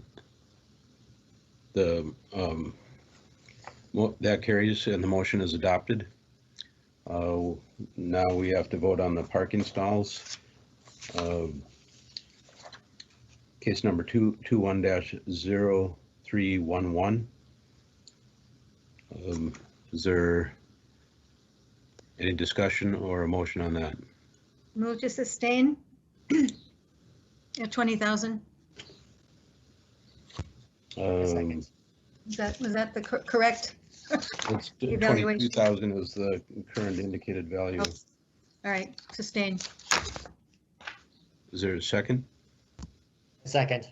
There's been a motion by Bland and a second by Chow to sustain the 2021 estimated market value at $22,000. Lacking any discussion, I will ask the clerk to call the roll. Board Member Bland. Aye. Board Member Bodertha. Aye. Board Member Chow. Aye. Chair Anderson. Aye. There are 4 ayes. That carries. The motion is adopted. The second parking stall, case number 21-0312. Is there any discussion or may I have a motion? Move to sustain 20,000. 22,000? Yes, thank you. I second. It's been moved by Bland and seconded by Bodertha to sustain the 2021 estimated market value at $22,000. Is there any discussion on the motion? Hearing none, I'll ask the clerk to call the roll. Board Member Bland. Aye. Board Member Bodertha. Aye. Board Member Chow. Aye. Chair Anderson. Aye. There are 4 ayes. That carries and the motion is adopted. Mr. Chair, the next item on the agenda is item 16, the application for 11 12th Street South, number 303. The applicants are on the line. Please unmute your phone, state your name and address, and you will have 5 minutes to present your appeal to the board. Hi, my name is Lilia Spitzak. I'm the owner of 11 South 12th Street, number 303. On my valuation notice, the market value increased by 19%, while Minneapolis as a whole experienced an average 8% increase. However, the Loring Park area did not benefit from this increase. According to Minneapolis area's realtor website, the Loring Park area had a drop in closed sales of 34% and a drop of the average sales price of 10%. I forgot to submit that piece of evidence with my application, but it's on the Minneapolis area's realtor website. The Loring Park area experienced a massive exodus due to COVID, but also increasing insecurity. The Lund's liquor store that is attached to the building was looted in July and has been boarded since then, giving a terrible curb appeal. Also, Loring Park, which is the closest park to this property, has been used as a homeless camp, making it an unusable amenity. With my application, I provided a map of the crimes that happened within 2 blocks in the past 2 weeks before I submitted my application. And we can notice that in that tiny area, in that small amount of time, there was a significant amount of theft, home burglary, vehicle theft, assault with dangerous weapons. I provided 2 comparable. One of them is 1311 Yale Place, apartment 21. It sold in 2021 in February. It's a 2-bedroom, 1 bath, 1,165 square feet, which is quite bigger than my unit actually. And it sold for $110,000, and it took 6 months to sell. The city has it valuated as $191,000. They had tried to sell it for $225,000, but had settled for $110,000. The other comparable is 1200 Nicollet Mall, apartment 412. It sold in January 2021. 1 bedroom, 1 bath, 768 square feet, and it sold for $130,000, while the city has valued it at $194,000. So it appears to me that the current the city assessment of these neighborhood properties, a neighborhood that is struggling with exodus and insecurity, doesn't reflect the current and actual market value. Thank you for hearing me out. Thank you. Are there any questions or comments from the board?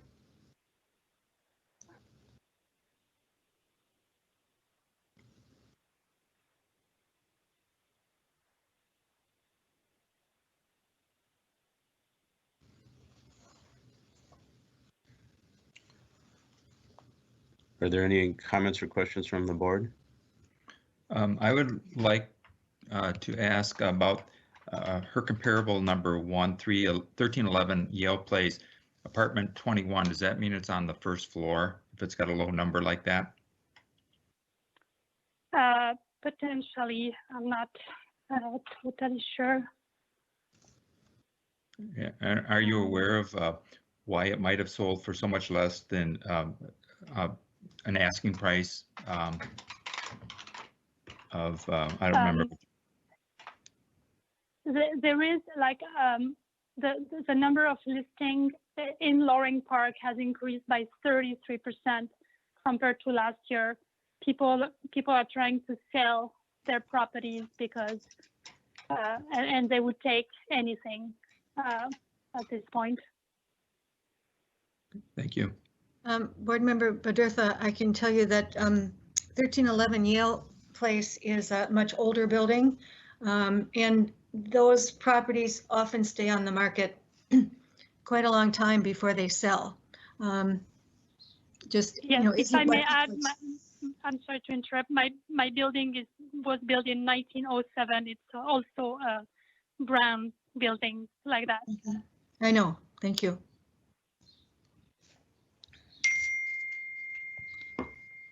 Are there any other comments or questions?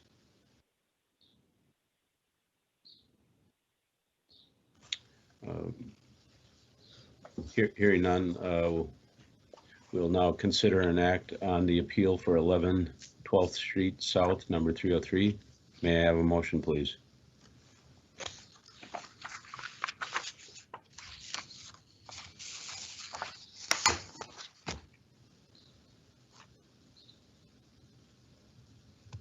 I move to reduce the value to last year's value, 142,000. I second. Motion has been made by Badurtha, seconded by Chow, to decrease the 2021 estimated market value to 142,000. Is there any discussion on the motion? I will ask the clerk to call the roll. Board Member Bland? Aye. Board Member Badurtha? Aye. Board Member Chow? Aye. Chair Anderson? Aye. There are 4 ayes. That carries and the motion is adopted. Item number 17, 2311 Pillsbury Avenue, case number 21-0351. The applicant is M&R Inc., National Mentor Holdings. Wayne Tannenbaum will be representing. I'll ask the clerk to verify the speakers on the line for this case. Mr. Chair, the applicant is on the line. Please press *6 to unmute and present your appeal to the board for 5 minutes.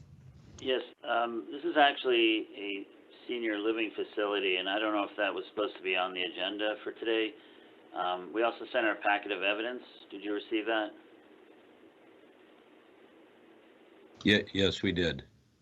Okay, so I'll proceed in 5 minutes. Essentially on our page number 2, you'll notice, well, our initial page, the front page there, it does look like a home, but it's been converted to senior living. So essentially our evidence is sales of similar type senior living facilities, not large senior living facilities, just very similar to the subject, along with the cost approach, which is on our page 2. The current county value is $1,417,500 or $144.81 a square foot.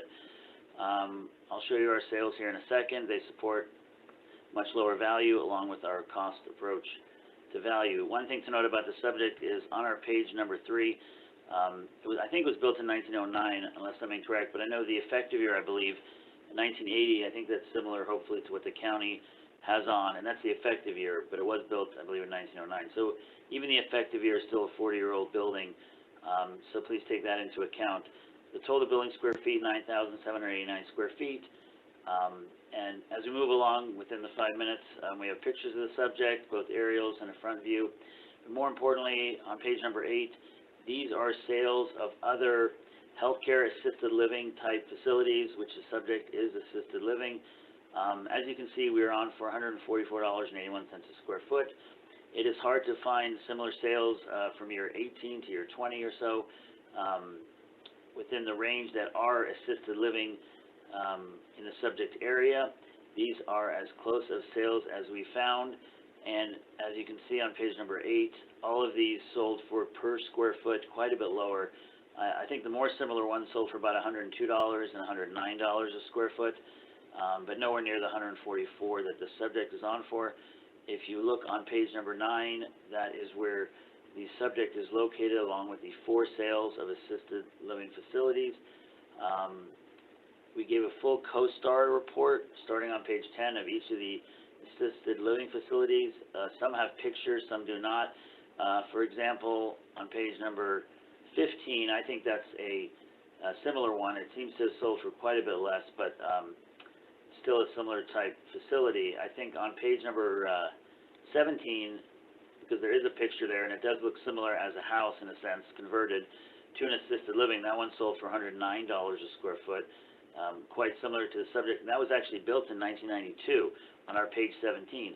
So that's actually superior to the subject, easily superior as far as year built, and supports a lower value overall.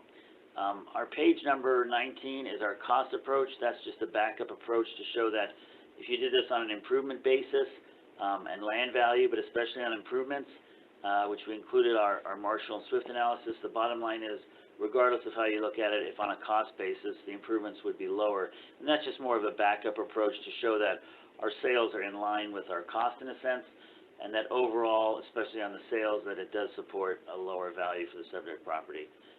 And that completes our presentation. Thank you. Are there any questions or comments from board members? Yes, I would like to know if there was an income approach provided in this analysis. There was not, and I can double check, but essentially these are owner-occupied type of properties we usually take care of in a sense. So it would be more of the personal income. I don't believe there's a rental rate for this property. This is Chair Anderson. I am familiar with the property in New Richmond. It was listed out of our office and was vacant at the time of sale. Your property in Pillsbury, is that currently vacant or is it currently occupied for use? I believe it's occupied. Okay, thank you. Are there any other questions or comments? And, I have one other question. You weren't able to find any comparables within the Minneapolis-St. Paul metro area? When we did our research, I believe that as far as similar, this type of house that's converted to assisted living within the past year or two, I don't believe there were hardly any from what we found. Okay, I find it hard to use comparisons from rural Wisconsin to, you know, Center City, Minneapolis. But, are there any other comments from board members, questions?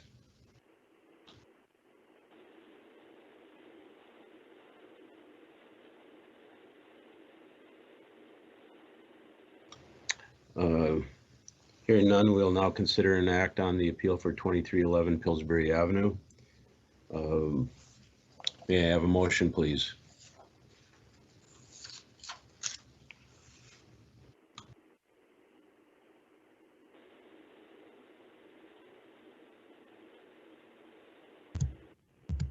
I move to sustain the value. Thank you. Is there a second? I second that. It's been moved by Chow and seconded by Bodertha to sustain the 2021 assessed value at $1,417,500. Is there any discussion on the motion? Hearing none, I'll ask the clerk to call the roll. Board Member Blaine.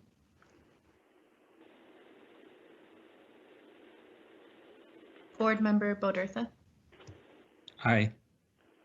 Board Member Chow. Aye. Board Member Bland. Chair Anderson. Aye. There are 3 ayes. The motion carries and that carries and the motion is adopted. Thank you.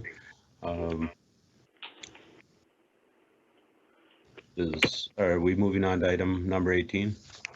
Mr. Chair, item 18, the applicant did not confirm with staff, so we should move on to item 19. The applicants are available on the line for 740 Portland Avenue, number 1303, case number 210353.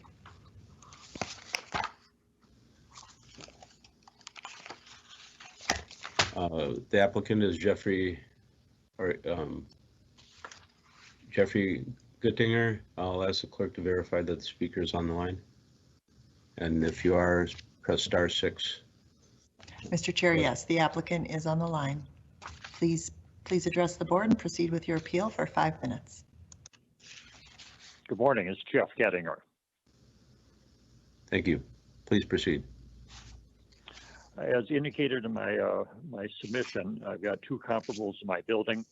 One is Unit 803 that was sold in October of last year for $489,900 or $332 a foot. The second comparable, and that unit, by the way, is identical to my unit. And the second one was sold or closed on February 19 of this year, Unit 1306. And that sold for $415,000 or $352 per foot. My unit is currently assessed at $376 per foot. You know, any questions? Just let me know. Okay, thanks. Board members, are there any questions or comments?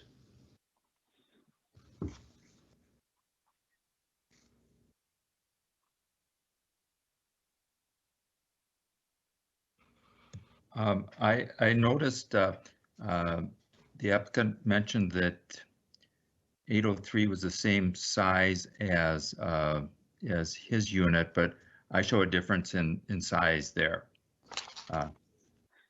Mentions, really, what do you show, sir? Well, I think it said 1,343 square feet is what I show for 803 and 1,456 for yours. Well, that's funny. I didn't verify the square footage in 803, but it's the what they call the 03 stack. So okay. I simply assumed that it was the same as mine. Okay, and it's very close, so it's not a major. What did you show for 803? I had I think I looked that up online. I had 1,343 square feet. And mine showed 1450. That's what it's on the field card, is 1,456 square feet. Okay, I had it actually a little bit higher. I had it 1472, but that was just from memory. No, it was my understanding that the 03 stack was identical through mine, but okay, that's fine. I did not verify that. All right, thank you. Yep. Are there any other questions or comments from board members?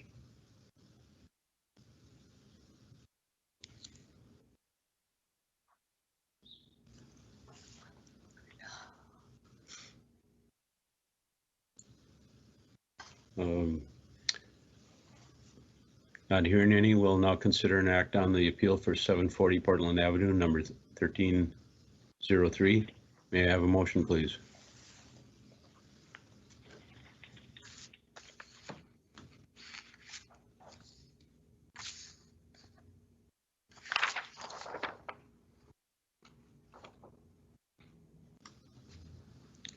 Board members?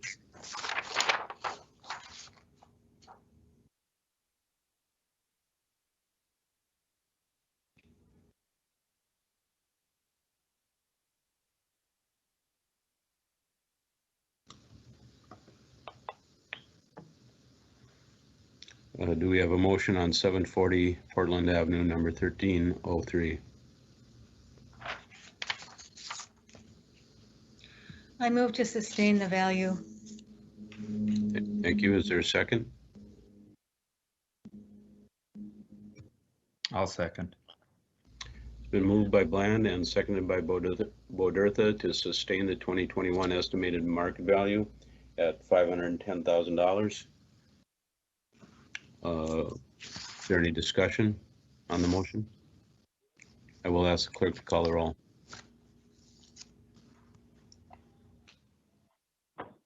Board Member Bland. Aye. Board Member Bodertha. Aye. Board Member Chow. Aye. Chair Anderson. Aye. There are 4 ayes.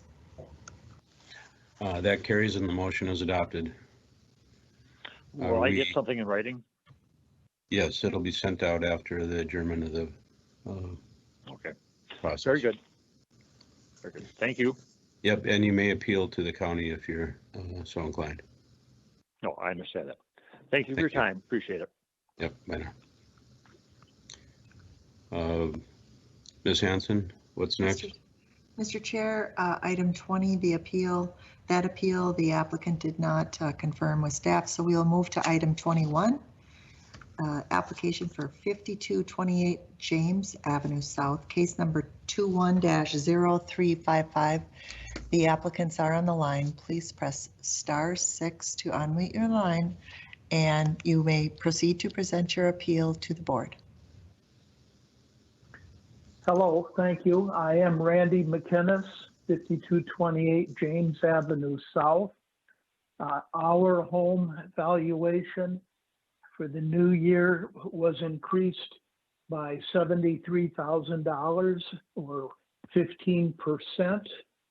And with my assessor's help, I reviewed the public information online and note that for the 27 homes on either side of our block, 9 of them are valued at less than $500,000. So a third of the homes, and the increase in valuation for those homes averages between 4 and 5% in increased value. So I don't understand why our value is so much increased so much more, and would like to request it be reconsidered at a matching 5%, which would place the home value at $515,000.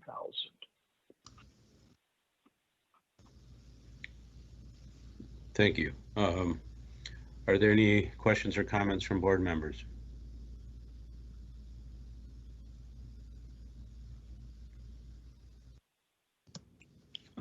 I have no real questions. I did notice on the application here that the assessed value for this property has been the same for 3 years prior to this one at 490. Not knowing the reason for that, if it's been appealed before, or maybe that's a question for the assessor's office. I can help there as the homeowner. 3 years ago, we got another significant increase, and I worked with our appraiser, and at that pre-pandemic time, we had conversations. He helped me understand the process, and then sent someone out, and we walked the property, and they did agree to the $490,000 value at that time. And so that's kind of the background on how that number was there. And, so yes, it has not increased in the 3 years since I did request reconsideration. Oh, thank you for that information. Were you able to search out any sold comps to similar in size to your house that I don't see any in the packet here? Yeah, I mean, all of the 27 homes, very similar square footage. Lots of the Tudor look that we have. It's just a very, a lot of homes like ours are very comparable in style and finish. If that helps, I don't have any other hard data for you. Okay, thank you. Are there any other questions or comments from board members? Well, there is a real lack of information here and supporting documentation of any kind. So based on that, I have nothing to go by. I would vote that, or move that we sustain the value at $563,000. Thank you. Is there a second? I second. It has been moved by Bland and seconded by Chow to sustain the 2021 assessed value at $563,000. Any discussion on the motion? Hearing none, I'll ask the clerk to call the roll. Board Member Bland. Aye. Board Member Bodertha. Nay. Board Member Chow. Aye. Chair Anderson. Aye. There are 3 ayes and 1 nay. That carries and the motion is adopted. Mr. Chair, the next caller. Before I go, may I ask what kind of information am I missing that you would want to see? Sales comps of recent sales in the area, from 2020 would be very helpful. Yeah, I've got that. It wasn't part of the packet, so you may appeal to the. Okay, thank you. You may appeal to the county, and they'll look at the process, and you can provide them with additional information. Ms. Hanson, what's next?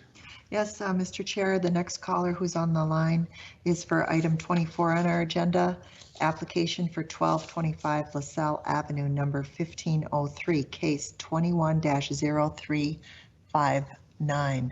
Please press *6, and Mr. Richard Wall is present, and you may proceed to present your case for 5 minutes.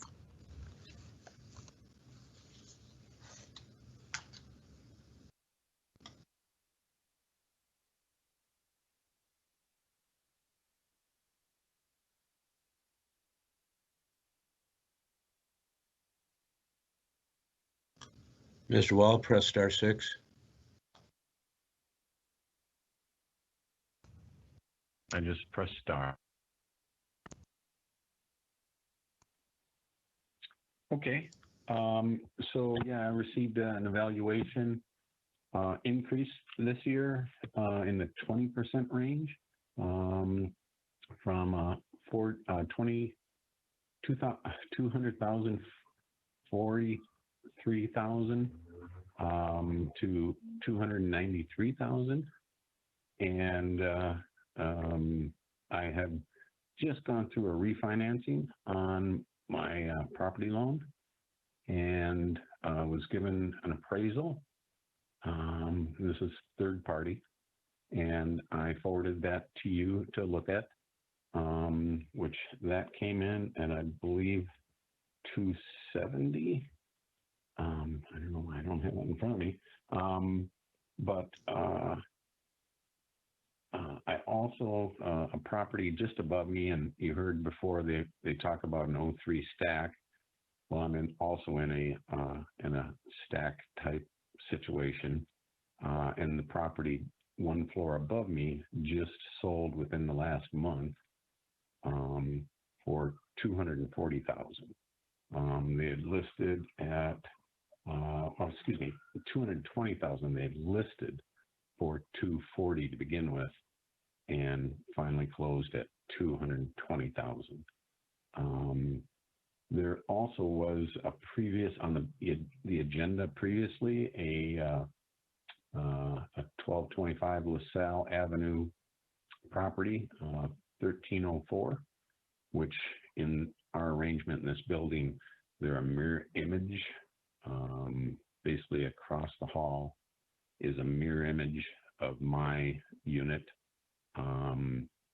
And they also, and I'm not familiar with the details, but I learned of their appeal also. And it seems like they didn't show up for the hearing because I think they had heard previously that in a call that they made that the evaluation was going to be dialed back for some unknown reason. I think they were told that there was a reason that was discovered and that it was going to be dialed back. So that's, I guess, a summary of my case of a 20% increase, and especially during a pandemic year. And I'm just wondering if we can reconsider that evaluation. Thank you. Are there any comments or questions from board members? Yes, Mr. Chair. I see this appraisal here that was done quite recently. And the comps were all, excuse me, within the building with recent sales. Based on that, I would certainly move to accept the valuation on the appraisal of 277. I'll ask for additional comments and questions before motion here first. Are there any other questions or comments?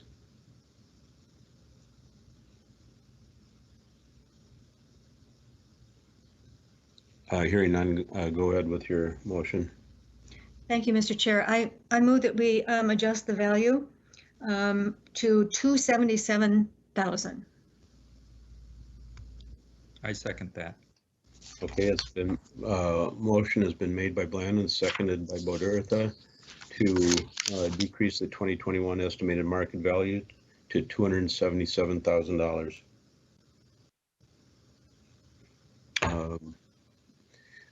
Any discussion on the motion? Hearing none, I'll ask the clerk to call the roll. Board Member Bland. Aye. Board Member Bodertha. Aye. Board Member Chow. Aye. Chair Anderson. Aye. There are 4 ayes. That carries and the motion is adopted. Thank you. Thank you. Mr. Chair, the next item that the board should proceed to would be item 28. The applicants are on the line, James and Nancy Nikora, for the property at 3141 Dean Court, number 1003. It's case number 21-0363. Please unmute and you may proceed to present your case to the board. Good morning. Good morning. Please proceed. Good morning. This is Nancy Nakora.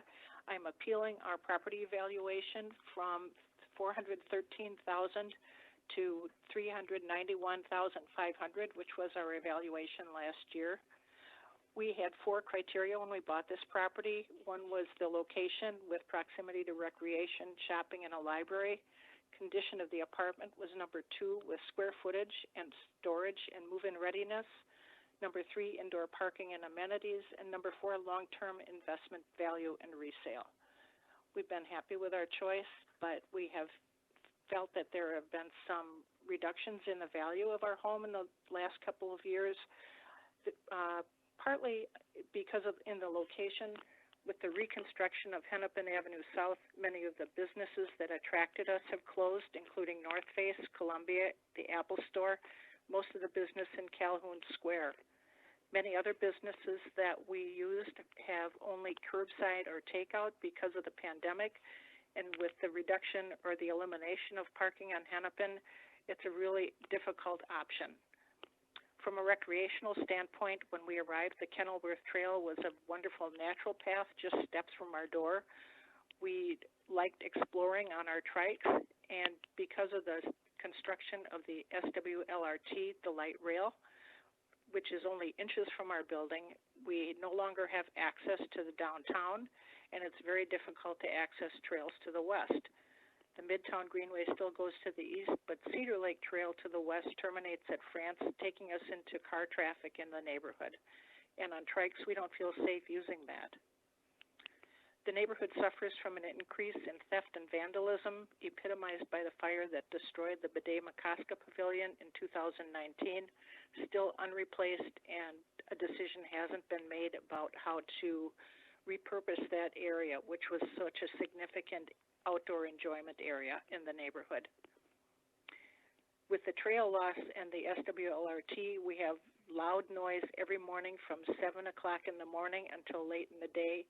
It's dirty, there's generator noise, and general ugliness of the construction site, which has degraded the value of our entire community. With the problems encountered in trying to dig the shallow tunnel literally inches from our building, there's no end in sight for completing construction in this vulnerable and unstable location. Our community is in constant communication with the engineers from the Met Council. They assure us that they're doing everything to protect our high-rise towers, but admit that they're encountering far more difficulty than anticipated. It's unsettling to have this concern about damage to the structure of our building hanging over our heads. The construction has destabilized the soil on which the freight trail travels many times a day, only yards from our building, increasing the danger of derailment and a potentially catastrophic event. A homeowner who has suffered some damages caused by the subsidence of the ground right outside her door has been denied relief by the Met Council, which has effectively shielded itself from liability in spite of promises made to the homeowners in our community. Our property was last remodeled in 2004 when the previous owner purchased it. It hasn't had any substantial improvement or remodeling of its mechanical systems or its structure in the intervening years, other than a furnace replacement in 2009. There are numerous areas that need to be remodeled or replaced, but it's just been cost prohibitive. As far as investment value and resale, in the few years we've been here, we've seen several properties in our community sell for less than their assessed value or languish out of sale for more than 2 years. A few owners have offered units for sale, then pulled them off the market when they have been unable to sell. Some owners have resorted to renting their homes in hopes that the market for condos at Cedar Isles will rebound. Immediate detractions in the neighborhood push that prospect off by a number of years. Of the 4 units that sold in the past 2 years, 2 sold for less than their assessed value and 2 sold for slightly more. Presently, there are 6 units that remain unsold. Our neighbors across the hall made significant remodeling improvements when they purchased their home, resulting in a much more modern home with upgraded finishes. Since we moved in, their assessment has only increased by $10,000 from $399,500 to $410,000. By contrast, our unit in 2017, when we bought, was $345 and is now assessed at $413. We contend that our home has not increased in value for the reasons we outlined. Finally, when John Ullman evaluated our property when we moved in, his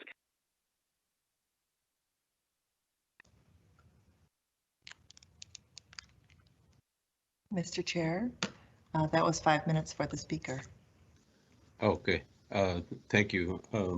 Are there any questions or comments from board members?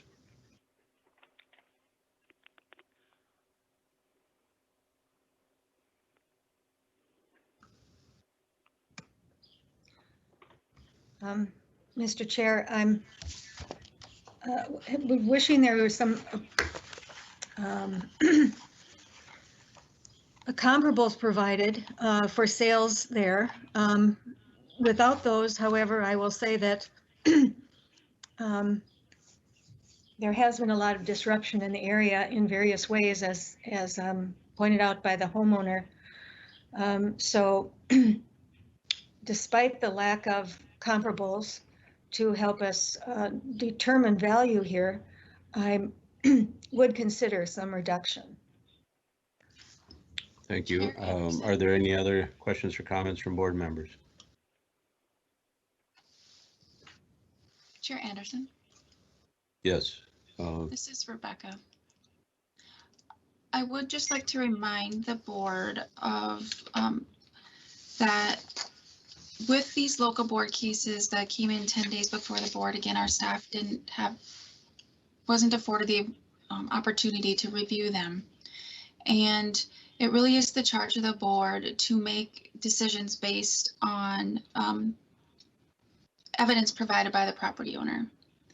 And also remember that regardless of the decision of the board, our staff still has the ability to work with property owners and further their appeal to the county board, so that we will have the opportunity to collect more information from the property owners, to do a review of the property, and to provide more analysis than what has been provided to you in all the cases. Just a reminder. Yep, thank you for that clarification. Are there any other? May I just say that the reason we weren't able to provide any comps is that there haven't been any comparable sales in our building in the last 2 years, and another homeowner in the building had appealed their evaluation, and they were told that the comps that they had were too old to be considered. Thank you. Even providing expired listings or canceled listings is helpful in this matter. Okay, thank you. Yep. Are there any other questions or comments? My only comment would be that apparently the sale was 4 years ago, or 3.5 years ago, at $450,000. And yes, there is things going on in that neighborhood that could be bringing value down, but the value currently is $413,000, which is less than the sale price back in 2017. And just a comment, I guess. Could I add something? This is James Nakora. That when we just got cut off, the one thing that really changed here significantly that she was getting to was that they built a huge apartment building right in front of our windows that took that $1 million view that John Ullman, the assessor, based his valuation on. So, and now they're building they're building another building that's going to take the rest of our view of Lake Badema-Casca away. Thank you. Are there any questions, more questions or comments from board members? Mr. Chair, again, the lack of comparables or supporting evidence, and the reminder from Ms. Malmquist that leaves us with little choice sometimes, and that these homeowners can move on to work with the city staff and move on to the county level. So based on that and the lack of supporting information, I would move that we sustain the value and encourage the owners to move to the next step. Would you frame that in the form of a motion, please? Certainly. Certainly. I move that we sustain the value of $413,000. Okay, is there a second on that? I'll second that.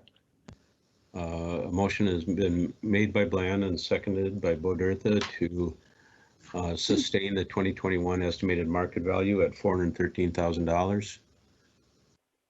If there's not any discussion for the motion, I'll ask the clerk to call the roll. Board Member Bland. Aye. Board Member Bodertha. Aye. Board Member Chow. Aye. Chair Anderson. Aye. There are 4 ayes. Thank you. That carries and the motion is adopted. Thank you. What are our next steps? The city assessor's office can discuss that with you. Okay, thank you. Yep. Item number 29, 3314 Lincoln Street Northeast, case number 21-0364. The applicant is Jerry and/or Nancy Hibma, and I'll ask the clerk to verify that the speaker is on the line for this case. Thank you, Mr. Chair. The applicant is on the line, and I would invite them to unmute their phone and present their case to the board for a period of 5 minutes. Mr. Chair, can I ask for a moment? Since we've gotten out of order, I've gotten my papers out of order too. So tell me again what the address is of this property? Property address is 3314 Lincoln Street. It's the very last one in the packet. Oh, yes. Okay. I got 2 pieces of, or 1 piece of paper on that. I was missing some of it. So, okay. Yeah. If one of the Hibmas could press *6 and unmute themselves. Yes, good afternoon. Hello, we can hear you. Please proceed. Okay, thank you very much. This is Jerry. Our 2019 valuation was $308,000. Our 2020. Our 2021 is $378,000, or between 19 and 20% increase. Did some comparables in the Wade Park neighborhood that we live here in Northeast, and I'd like to share. Similar square footage, type of home, same neighborhood. 2951 Taylor Street Northeast, sold on the 10th of February of this year for $325,000. Very similar square footage. 3119 Garfield Street Northeast, 3-bed, 2-baths, like we have, a story and a half. Just about exactly the same square footage, sold in November of last year for $309,900. Those are a couple of comparables there. There was one at 3445 Cleveland that sold for $335,000 on January 8th. So based on comparables very near our home in the same neighborhood, same type of home, I would request reduction down to $340,000 for our valuation. Okay, thank you very much. Are there any questions or comments from board members on this?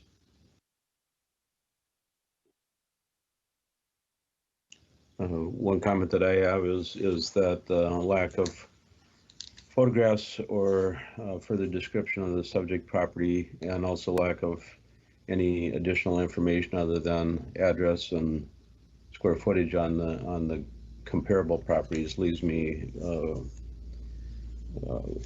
very difficult to try to make any assessment of this.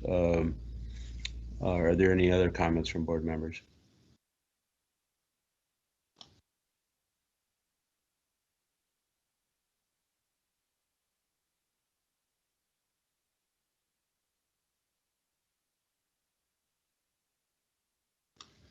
Are there any questions or comments from board members? If not, we'll now consider an act on the appeal for 3314 Lincoln Street Northeast. May I have a motion, please?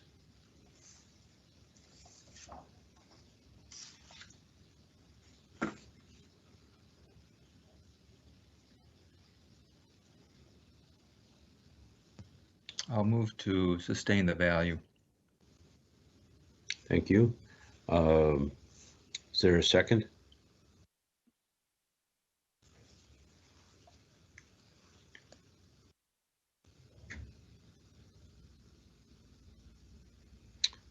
As chair, I'll second the motion.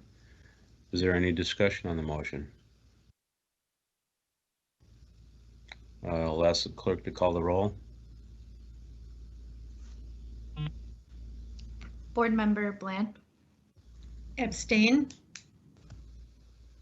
Board Member Bodertha, Aye. Board Member Chow, Aye. Chair Anderson. Aye. There are 3 ayes and 1 abstention. That carries, and the motion to sustain the 2021 estimated market value at $378,000 is adopted. Thank you. Ms. Hanson, how do we proceed with the unheard cases? Mr. Chair, there is one caller in the queue right now that we are unfamiliar with the number.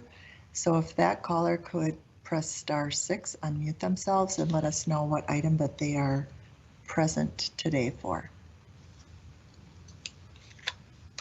Hello. Yes. Who's on the line? Hello. Yes, my name is Jonah Bridger. I've been here for an hour. The email I got stated that the meeting started at 11:15 to 12:15. I'm here for 2109 30th Avenue South.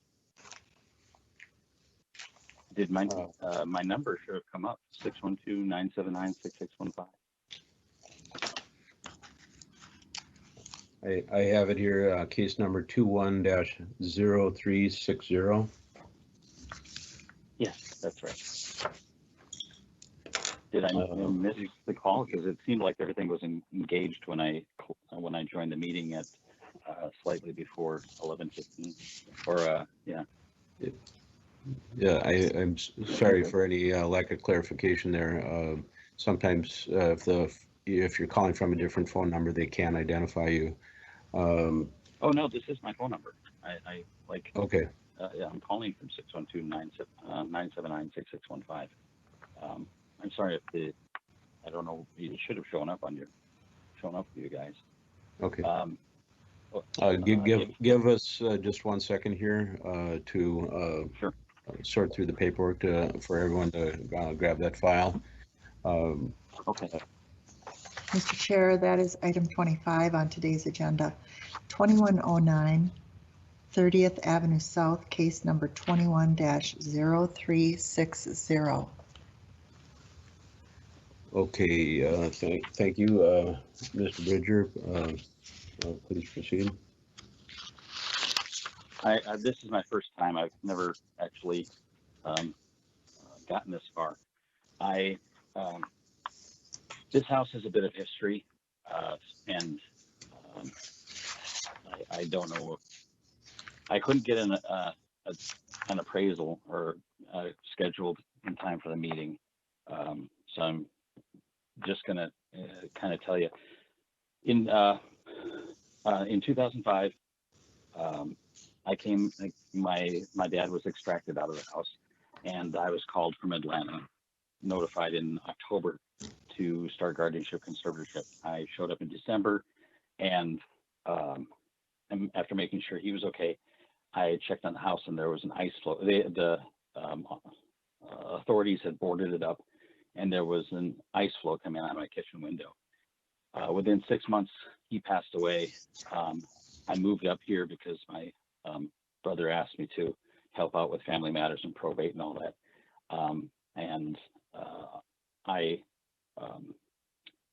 I got the house. Well, I asked if I could stay in the house, and I was the only one still renting, so they gave it to me. I got an appraisal, or 2 of them actually, in 2006 6 for $103,000. I know it's old, but at the time, the tax assessor wouldn't lower to that level. He said I could sell the lots for that. And it was built in 1913. So I'm looking at, I was kind of in analyzation, parallelization, I guess. I didn't know how to retain the quality of the woodwork.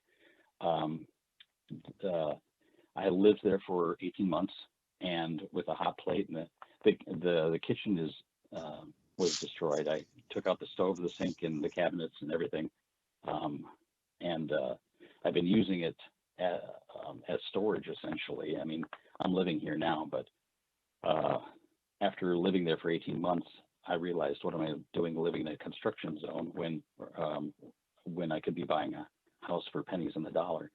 So I bought a triplex that provides housing for single moms. And then a year later, I bought an 11-unit, the shell of an 11-unit apartment complex. And it took me 5 years, at least 10 years to 5 years to make it go live and get code compliance. It was the first endeavor of that type, and I learned a lot. And then 5 years living there to get decent tenants, kind of separate the wheat from the chaff. And then in 2011, in 2011,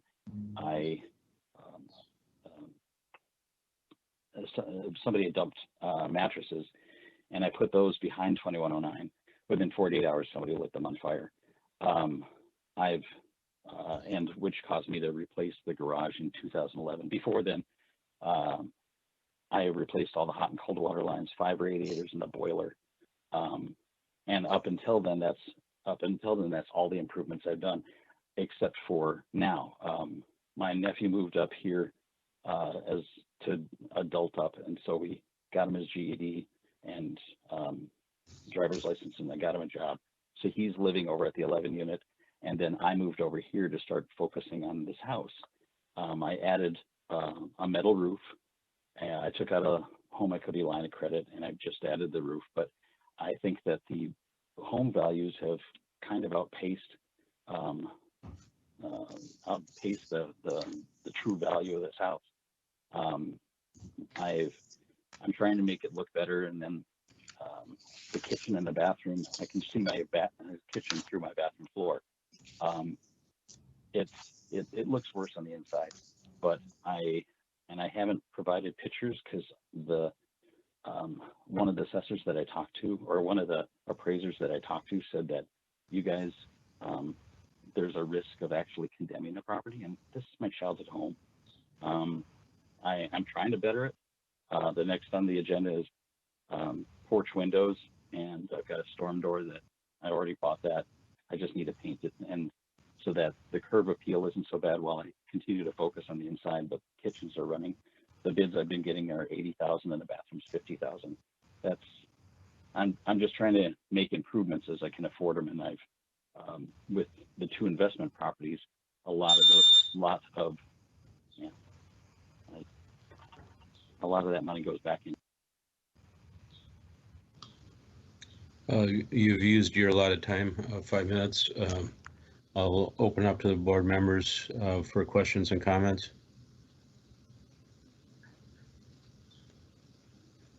Mr. Bridger, do I understand that the house does not have a kitchen? Hello? Hello, yes. Yes, what? Okay. Does the house can you have hear a me? kitchen? No, it doesn't. Like I said, I've been using it for storage up until I moved back in Thanksgiving of last year. So it doesn't have a kitchen. I have been surviving on a hot plate, a instant pot, microwave, and a refrigerator. All right, thank you. It has a sink in the basement. Thank you. Are there any other questions or comments from board members? Yes, I have a question. I note on this property also, like I did in a previous one, that the value has been the same since 2018 until this year. 2018, 19, and 20, it was held at 200,500. Has there been property reviews with the assessor or other board cases that you've gone through showing the condition of the property over the years? This is the first board, I mean, that I've ever participated in. I had the, not in time for this meeting, I haven't had the tax assessor. I can't remember the last time that one's actually walked through the building. I guess I'm fearful that of them coming in, and at the time I was putting all my efforts into the two investments. It made more sense, rather than throwing what resources I had into a single family home at the time, to put them into two investment properties, and then I could tap into the revenue stream. And that's what I'm doing now. But the contractor on the 11 unit was pretty unscrupulous. So a lot of what he did, I'm having to do over again. So there's not much that I'm getting to draw from that building to repair this. Hence why I took out the home equity line of credit to get the new roof. I guess I'm honestly worried that they'll take a look at my kitchen and see that, hey, there is nothing here, and like condemn it. You know, I mean, I had an inspector threaten on the triplex before I made that go live. He said, well, there's 3 plywood bolt pieces on your windows. I'm going to condemn your property, and that's all. That was all he needed to condemn it. So this is my childhood home. It's in the 3rd precinct. Half my post office and everything is down to rubble, and I guess I just think that the property values have outpaced what the real property value is. I'm trying to get a kitchen and a bathroom, but as time and money can allow.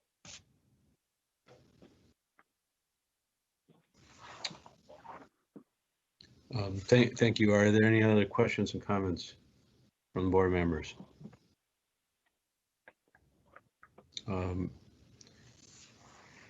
See none, we'll now consider an act on the appeal for 2109 30th Avenue South. May I have a motion, please?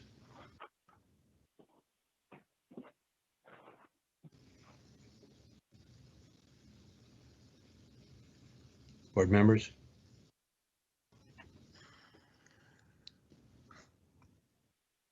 I move to reduce the value to last year's value of 200,500.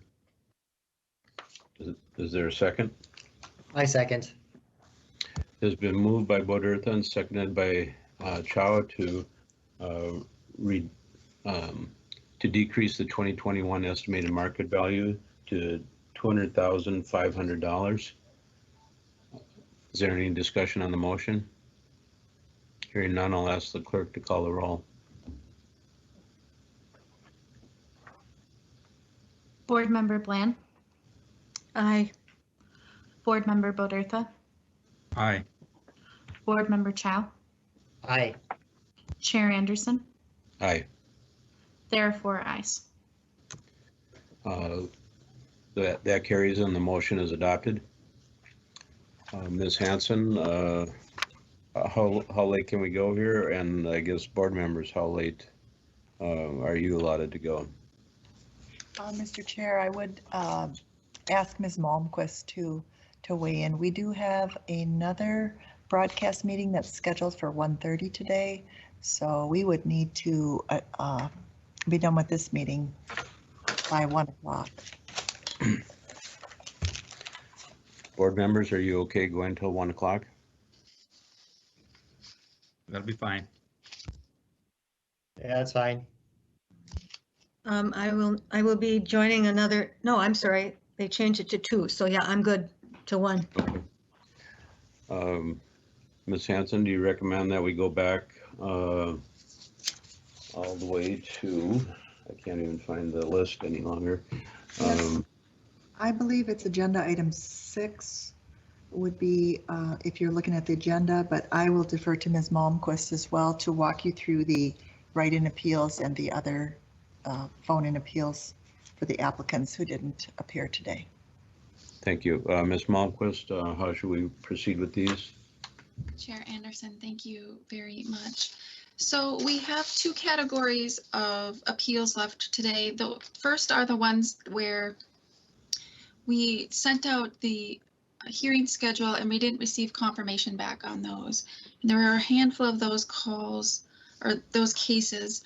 And so what we will do with those cases is we will move those to the final agenda and we will present those to you as board recommendations recommending no change. We'll notify those property owners, and if they choose to move through the County Board of Appeal process, we can work with them on those. And then there are the cases where they did respond and confirm they were unable to attend today, but did ask specifically for their cases to be heard as write-ins. The first case in that category is case number 21-0317. It's at 5120 Aldridge Avenue South. And it is on page 138 of your PDF document. And so okay. if you would review what was provided, and then the board can go ahead and take action. You have a total of 4 write-ins to hear or to review today. Excuse me, Ms. Malmquist, what I'm looking at here at 5120 Aldrich, I do not show any information provided from the homeowner. Okay, let me just double check my PDF. That may be true. And if that is the case, then as would be the case for a phone-in, you can choose to sustain the value. We will notify the property owner, and if they choose to work through the County Board of Appeal process, we can work with them. Okay, backing up a second, the item number 6 on the new business, case number 21-0079, 3535 Upton Avenue North, did provide an appraisal and some additional market information. They just didn't confirm with us. So the board, since they didn't confirm to ask that we review it, then that gets put in the category where we'll sustain it and, or excuse me, please explain which category that goes in. I guess that without looking at what was provided to you in advance, that was going to be our recommendation, is that all those property owners who didn't respond back and didn't confirm that they wanted to appeal in writing or over the phone, that you would sustain their value. We'll notify them, and they can work with our appraisal staff if they want to continue their appeal. Okay, so which, if any of these properties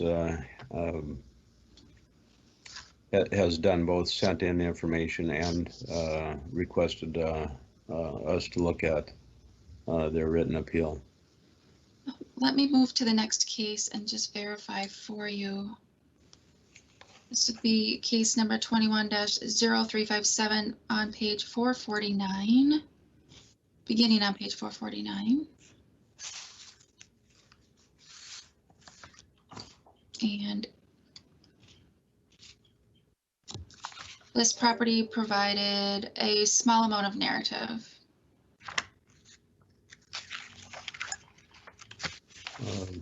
Okay, thank you.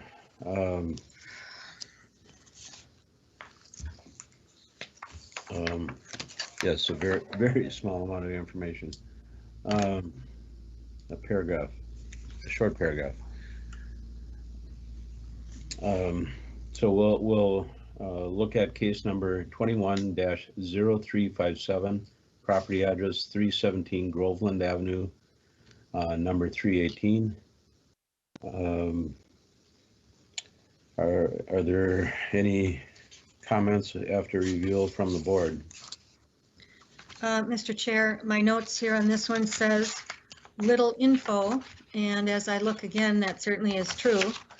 They provided, 4 lines of information, places that have sold, but nothing really for us to go on. So I don't see where we can make a decision on this one. Sustain. If there are no other comments, I would ask you to put that in the form of a motion. Sure. I move that we sustain the value of the property at 317 Groveland, number 318, at the assessed value of $339,000. Thank you. Is there, it's been moved by Bland, seconded by Chow to sustain the 2021 assessed value at $339,000. Is there any discussion on the motion? Hearing none, I'll ask the clerk to call the roll. Board Member Bland. Aye. Board Member Bodertha. Aye. Board Member Chow. Aye. Chair Anderson. Aye. There are 4 ayes. Thank you. With that, the motion carries, or that carries and the motion is adopted. Next on the agenda, Ms. Hanson. Next on the agenda is case 21-0361. That's located on page 497 of your packet. It is the address is, excuse me. I have it here. The address is 4926 42nd Avenue South. Case number 21-0361. Board members, do you have any questions or discussion on this one?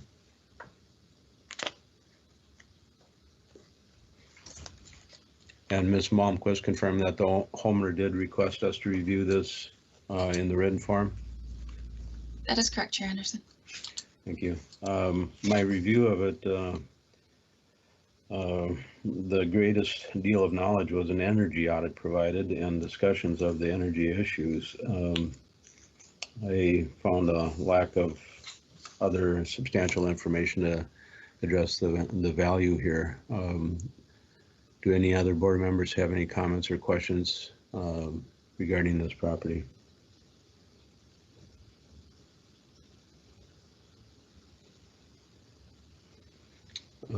Hearing none,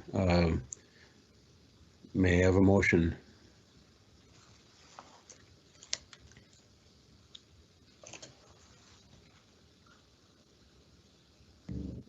I move we sustain the value of 4926 42nd Avenue South at the estimated market value of $427,000. Is there a second? I'll second that.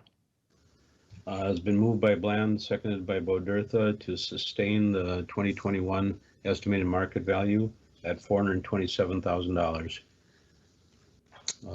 Any discussion on the motion? Seeing none, I'll ask the clerk to call the roll. Board Member Bland. Aye. Board Member Bodertha. Aye. Board Member Chow. Aye. Chair Anderson. Aye. There are 4 ayes. That carries and the motion is adopted. Do we have anything else on the agenda here? Yes, Chair Anderson, the next case would be 21-0362, located on page 527. The property owner did provide some information for you in the form of a narrative as well as some lease information. Okay, thank you. Case number 21-0362, 326 18th Street East, number 5. Board members, do you have any questions or comments regarding this property?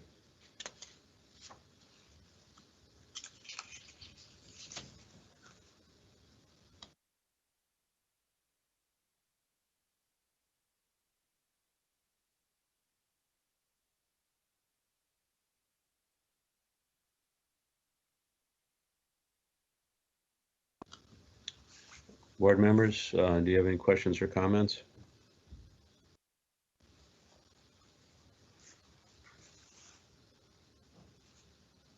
All I'm hearing is crickets.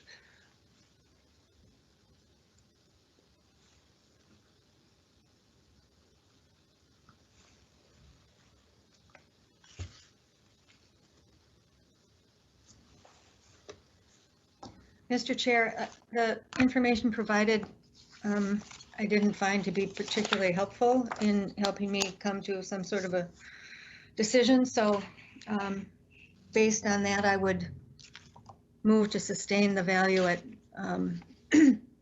$167,000. Okay, are there any other comments from any board members? Hearing none, please, Board Member Bland, put that back in the form of a motion again. Sure. Okay. I move that we sustain the value of the property at 326 18th Street Southeast, number 5, at $167,000. Thank you. Is there a second? I second. It's been moved by Bland and seconded by Chow to sustain the 2021 estimated market value at $167,000. Is there any discussion on the motion? Hearing none, I will ask the clerk to call the roll. Board Member Bland. Aye. Board Member Bodertha. Aye. Board Member Chow. Aye. Chair Anderson. Aye. There are 4 ayes. Thank you. That carries and the motion is adopted.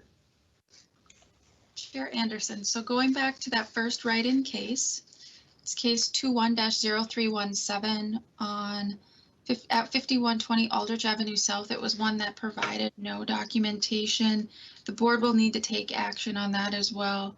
The original 2021 market value was $673,000.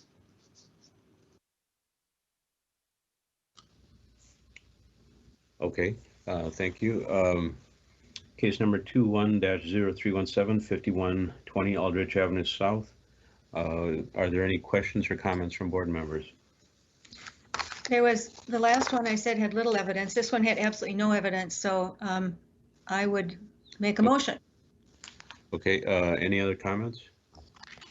Hearing none, go ahead with that motion. I move that we sustain the value of 5120 Aldrich Avenue South at $673,000. Thank you. Is there a second? Second. It's been moved by Bland, seconded by Chow, to sustain the 2021 estimated market value at $673,000. Is there any discussion on the motion? Hearing none, I'll ask the clerk to call the roll. Board Member Bland. Aye. Board Member Bodertha. Aye. Board Member Chow. Aye. Chair Anderson. Aye. There are 4 ayes. That carries and the motion is adopted. Chair Anderson, since it is 12:33, would you be agreeable to address those that didn't confirm so that we can take board action today and not have to place them on yet another agenda? There are 1, 2, 3, 4, 5 cases that fall into that category. And for clarification again, you would like me to Just the take board action? needs to vote to sustain the value, correct? So that there's do we do them individually then? That's a great question. There's only 5. Let's just do them individually. Okay. I would suggest that for the record, it would be clearer if we addressed each one of those cases individually with a vote. I'm going to start with case number 21-0079, 3535 Upton Avenue North. Quickly, if there's any board questions or comments. If not, I would ask for a motion. Move to sustain. The 2021 estimated market value at $327,000. That's Second correct. that. Second. Okay, it's been moved by Bland, seconded by Bodertha to sustain the 2021 estimated market value at $327,000. Is there any discussion on the motion? Hearing none, I'll ask the clerk to call the roll. Board Member Bland. Aye. Board Member Bodertha, Aye. Board Member Chow, Aye. Chair Anderson. Aye. There are 4 ayes. That carries and the motion is adopted. Next up, case number 21-0338, 2000 Fremont Avenue South. Are there any questions or comments from the board? Hearing none, I'll ask for, may I have a motion, please? I move to sustain the value at 973,000. Thank you. Is there a second? Second. Motion was made by Bodertha, seconded by Chow, to sustain the 2021 estimated market value at $973,000. Is there any discussion on the motion? Hearing none, I'll ask the clerk to call the roll. Board Member Bland, Aye. Board Member Bodertha, Aye. Board Member Chow, Aye. Chair Anderson. Aye. There are 4 ayes. That carries and the motion is adopted. Next up, I believe is case number 21-0358, 109 Washington Avenue North. Any questions or comments? Hearing none, I'll ask for a motion. Well, this is commercial way beyond our ability to begin with, so, but in any case, I would vote that we sustain the value for 109 Washington Avenue North at $3,189,500. Is there a second to that motion? Second. It has been moved by Bland, seconded by Chow, to sustain the 2021 estimated market value at $3,189,500. Is there any discussion on the motion? Hearing none, I'll ask the clerk to call the roll. Board Member Bland, Aye. Board Member Bodertha, Aye. Board Member Chow, Aye. Chair Anderson. Aye. There are 4 ayes. Thank you. I may have gotten out of order here. Have we heard case number 21-0354? No, you have not. Okay, next up, case number 21-0354, 1225 LaSalle Avenue, number 1304. Any comments, questions from the board?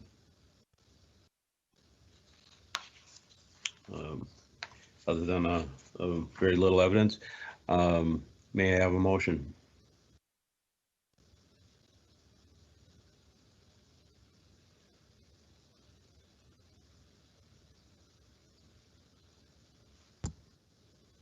I move to sustain the value. Thank you. Please state the dollar amount if you're able. The indicated value is 272,000. At, yeah, so move, sustain the value at 240, what'd you say, 42? 272. 272,000. Thank you. Is there a second? I'll second that. Has been moved by Chow, seconded by Bodertha to sustain the 2021 estimated market value at $272,000. Any discussion on the motion? Hearing none, I'll ask the clerk to call the roll. Board Member Bland, Aye. Board Member Bodertha, Aye. Board Member Chow, Aye. Chair Anderson. Aye. There are 4 ayes. That carries and the motion is adopted. Next up is case number 21-0356, 5505 Oliver Avenue South. I need to recuse myself from this process as I'm friends with the homeowner, property owner. Mr. Chair, if you would like me to proceed with this on Yes. this case, as you stated, it's case number 21-0356, application for the property at 5505 Oliver Avenue North. It's Oliver Avenue South. I'm sorry, Oliver Avenue South. Thank you so much. This is Board Member Bland. I too am friends with the homeowner. As a matter of fact, if we had not been here at 9 this morning, we would have been, both Mr. Anderson and I would have been Zooming with him in a weekly meeting. So I'd have to recuse myself also. Thank you. Board members, may I have a motion, please, on this property from either Board Member Badirtha or Chow? I'll move to sustain the value at 423,000. I second. Thank you. There is a proper motion before the board. Motion by Badirtha, seconded by Chow to sustain the property value amount of $423,000 for the property at 5505 Oliver Avenue South. There being no discussion, clerk, please call the roll.